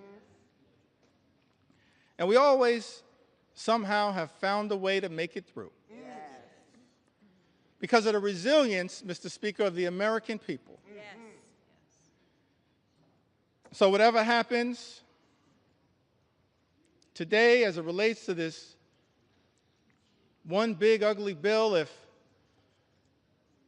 my Republican colleagues decide that once again, Mr. Speaker, you're simply going to make the decision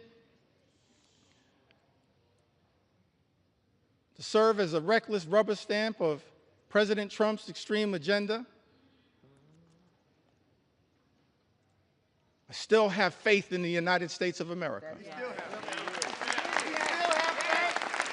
Still have faith in the United States of America. I still have faith in the United States of America. We will not let anyone in this town destroy what America represents. Not now, not ever. Not going to be easy. We recognize that. But we've got faith in the resilience You have time. Take your time. Sweet time. of the American people. As I get ready to close shortly, and Now take your time. Take your time. Take your time. Come on. Take your sweet time. Tell 'em. Plan your time. Take your well, let me say it Yes, say it. one more time. Our Republican colleagues tried to jam this reckless, extreme bill, Mr. Speaker, down the throats of the American people. Had the nerve to start this debate at 3:28 a.m. in the middle of the night.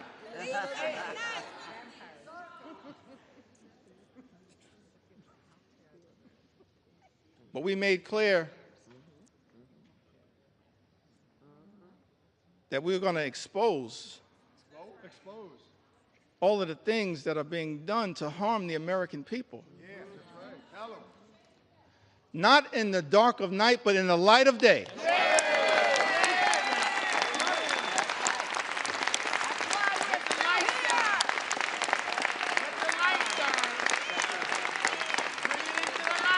This little light of mine, we're going to let it shine on behalf of the American people.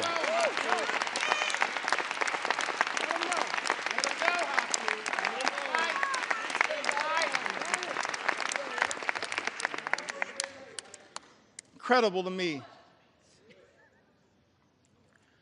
that Republicans would try to jam this one big ugly bill down the throats of the American people in the dead of night. And then, to add insult to injury, Mr. Speaker, allocate 15 minutes. 15 minutes to each side on the committees of jurisdiction. Shame. What a shame. 15 minutes to the Ways and Means Committee on each side. 15 minutes Take your time. Take your time. to the Budget Committee. That's extraordinary. But I'm thankful, I'm appreciative of all of my colleagues who stand behind me. That's right.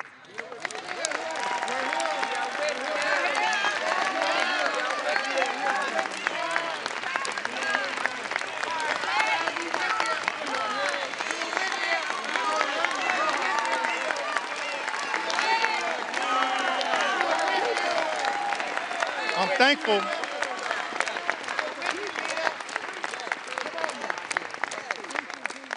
Thankful to all of my colleagues for their commitment, their courage, their conviction, standing up on behalf of the American people to deliver, hopefully, what is a message of concern, but also a message of hope. Come on now. That's right. Hope. We got to fight a lot of battles on behalf of the American people. It's not over. It's not over. Fighting a lot of battles on behalf of the American people. This is just one of them. This one. But we wanted to make sure that the American people had an opportunity to fully and more completely understand, in the light of day, just how damaging In the light. this one big, ugly bill will be to the American people. And I plead with my colleagues on the other side of the aisle, Mr. Speaker. I really plead with my colleagues, inspired by some of the framers of the Constitution, the great scholars, the great thinkers, conceived of this incredible journey that we've been on in the United States of America, creating separate and co-equal branches of government,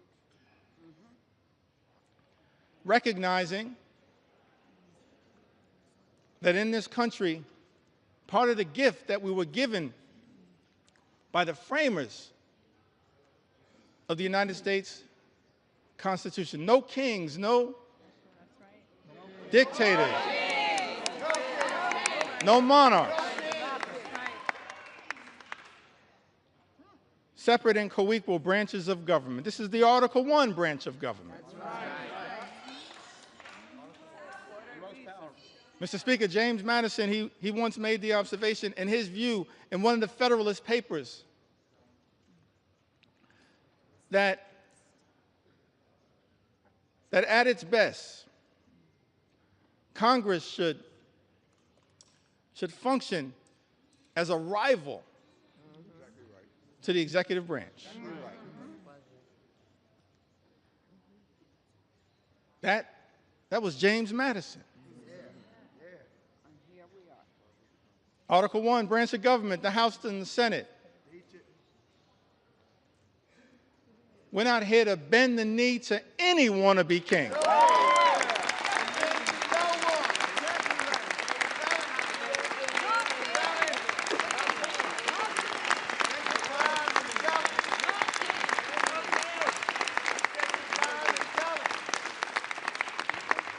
Mr. Speaker, we're not here to bend the knee to any wannabe king. We're here to be a rival to the executive branch in the best spirits of the House of Representatives, to push back against an out-of-control executive branch. That's the framers' vision. I said that's the framers' vision. That's what they said. The framers' vision. And so as we prepare to take this consequential vote, Mr. Speaker, I just urge many of my colleagues Take your time. Take your time. in government, my colleagues on the other side of the aisle,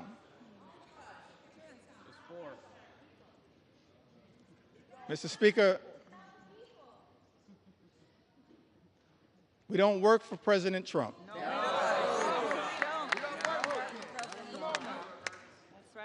We don't work for J.D. Vance. That's right.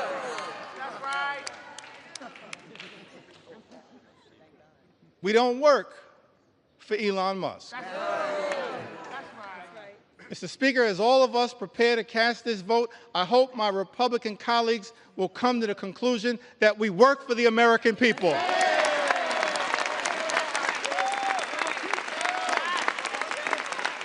We work for the American people.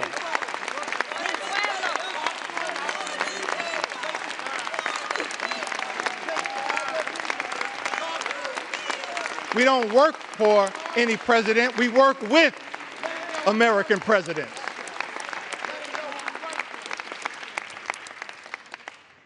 We work for the American people. So it's my hope that as you evaluate this bill, all of the harm that is being unleashed on the American people, ripping health care away from more than 17 million Americans, effectively ending Medicaid as we know it, shutting down hospitals, including in rural America, in districts, Mr. Speaker, that my colleagues on the other side of the aisle represent. That's right. They're people. Nursing homes closing. 1 in 4 nursing homes, Mr. Speaker, will close as a result of the attack on Medicaid and Donald Trump's one big, ugly bill. Mr. Speaker, this is extraordinary. This assault on everyday Americans, assault on children, veterans, seniors, people with disabilities. It's incredible to me. All of this in this one big, ugly bill. Take your time. Ripping food away from children, literally ripping food out of the mouths of hungry children,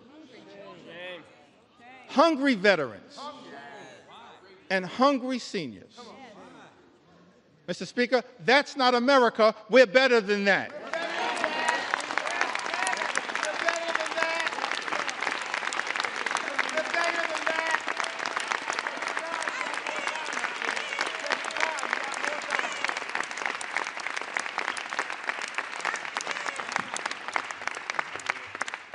Mr. Speaker, we're better than that. Ripping food out of the mouths of vulnerable Americans. That's extraordinary that that's what we're doing. Extraordinary. And all of this is being done, this unprecedented assault on everyday Americans is being unleashed on the American people. Mr. Speaker, on the most vulnerable amongst us. All of this is being done to provide massive tax breaks to billionaire donors. Shame on this institution if this bill passes. That's not America. We're better than this. We are better. We are better.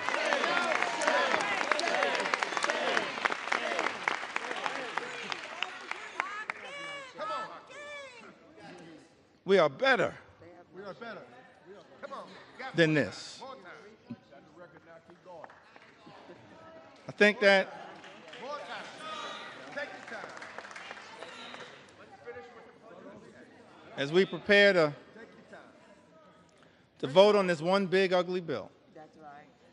tough time for people in the United States of America. It's extraordinary extremism unleashed on the American people. Mr. Speaker, my colleagues on the other side of the aisle promised to address the high cost of living. Nothing in this bill will meaningfully lower the high cost of living in the United States of America. Nothing. It's incredible to me. All of the promises that were made by some people in this town. That the top priority was going to be to lower the high cost of living in the United States of America. And then,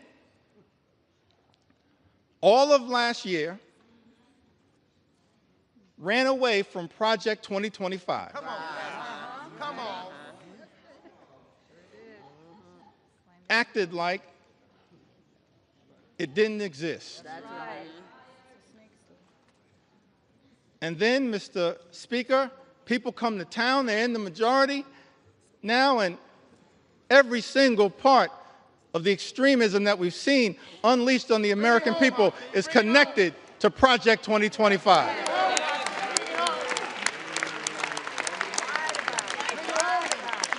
Every single part. But here's why I still got hope, optimism. I referenced this earlier today. As we prepare to experience the 249th birthday of the United States of America. Yeah. Take it back to that original document. Yeah. Declaration of Independence, 1776. Mr. Speaker, it had the aspirational part. We hold these truths to be self-evident, that all men are created equal, Yeah. Come on now. Bring it home. endowed by their Creator with certain Yeah. unalienable Bring it rights, home. Come on now. that among these are life, liberty, and the pursuit of happiness. Come on. Come on, Lou. That's the aspirational part of the Declaration of Independence. Yeah. And as House Democrats, we're committed, no matter what it takes, to bring that about. Imagine in America where everyone who works hard and plays by the rules can live the good life, afford to live the good life. Come on, man. Good paying jobs, good housing, good health care, good education for your children, and a good retirement. That's what House Democrats are fighting for. That's the aspirational part of the Declaration of Independence, to bring that to life, the pursuit of happiness. That's the aspirational part. But then when you look at that Declaration of Independence, the second part of it, it reads like an indictment against an out-of-control king.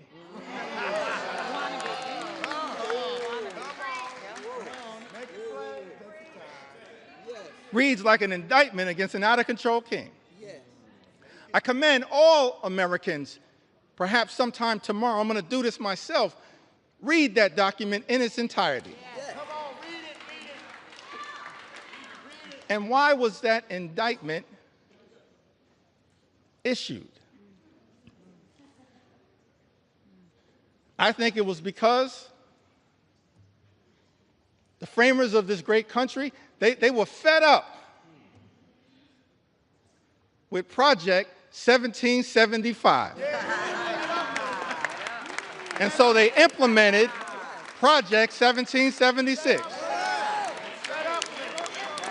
So I know that there are people concerned with what's happening in America. But understand, what our journey teaches us is that after Project 2025 comes Project 2026. And you will have an opportunity to end this national nightmare as part of Project 2026. I love the framers. They gave us a blueprint for what should give us hope in this moment. That's right. I think that I want to close by referencing Take your sweet time.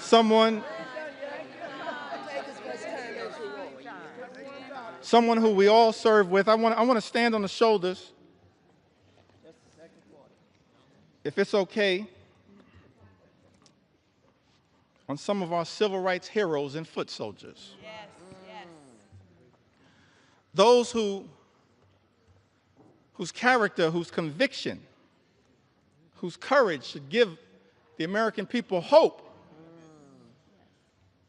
at a moment of great despair.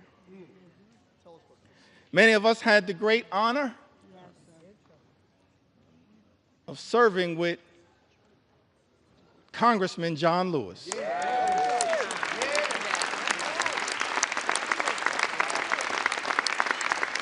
The great honor, Mr. Speaker, to serve with Congressman John Lewis. That's right. And I came across something that John Lewis said in June of 2028, that hopefully, no matter what the outcome of this vote, will give people some hope. Great John Lewis said, "Do not get lost in a sea of despair. Be hopeful. Be optimistic. Our struggle is not the struggle of a day, a week, a month, or a year. It is the struggle of a lifetime." That's our struggle. No matter what, Mr. Speaker, you decide to do today, that's our struggle. Standing on the shoulders of John Lewis, that's our struggle. Never, ever be afraid to make some noise and get into good trouble.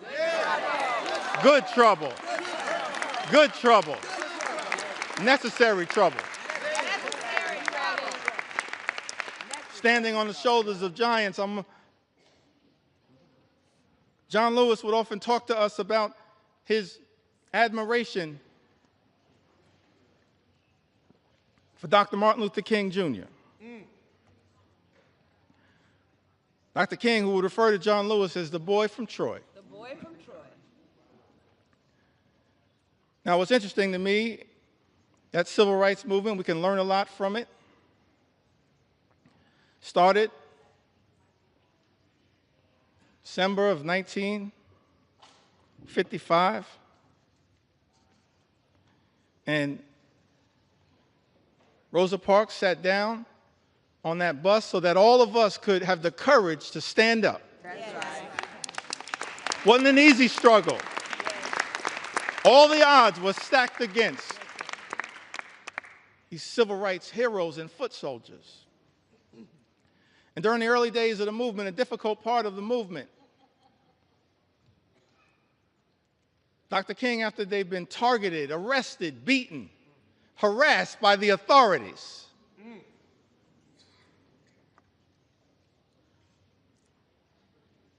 he traveled to Brooklyn, New York,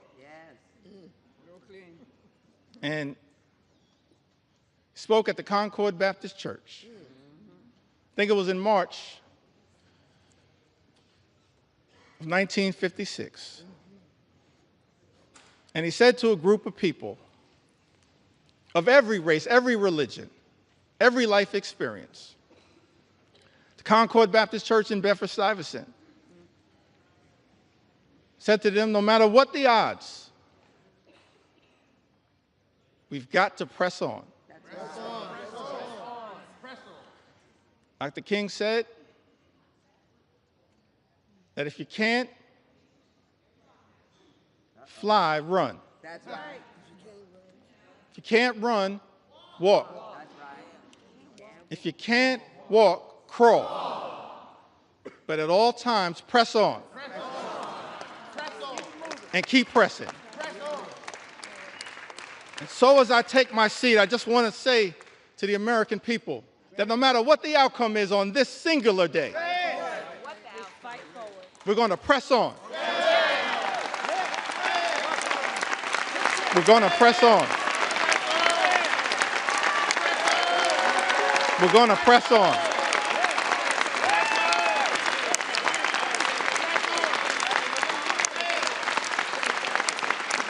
We're going to press on for our children, press on for our seniors, press on for our veterans, press on for our unions, press on for our farmers, press on for our dreamers, press on for working class Americans, press on for the middle class, press on for all who aspire to be part of the middle class, press on for the poor, press on for the sick, press on for the afflicted, press on for the least, press on for the lost, press on for the left behind, press on for the rule of law, press on for the American way of life, press on for democracy.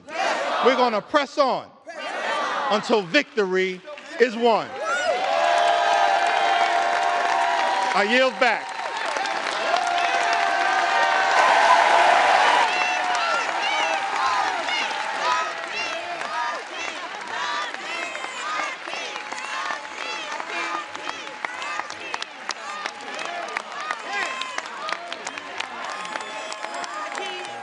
John would have been proud. Hakeem, Hakeem, Hakeem, Hakeem, Hakeem, Hakeem, Hakeem.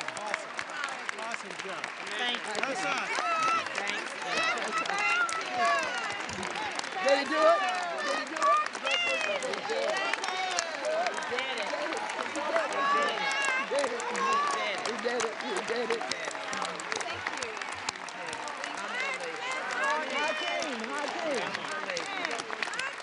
Hakeem, Hakeem. Leaders lead. Hakeem, Hakeem, Hakeem, Hakeem, Hakeem, Hakeem, Hakeem, Hakeem, Hakeem, Hakeem, Hakeem, Hakeem, Hakeem, Hakeem, Hakeem, Hakeem, Hakeem, Hakeem, Hakeem, Hakeem.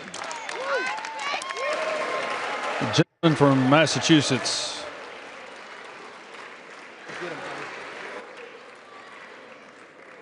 You don't need to take an hour. This gentleman from Eight Massachusetts. hours. Gentleman from I think it's, Massachusetts. Mr. Speaker, I think it's fair to say the leader has done his part. I have no further speakers. I yield back our time. Gentleman from Massachusetts yield.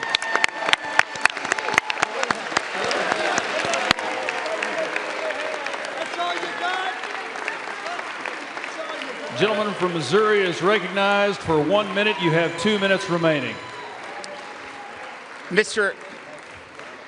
Speaker, could we have order? The House will be in order.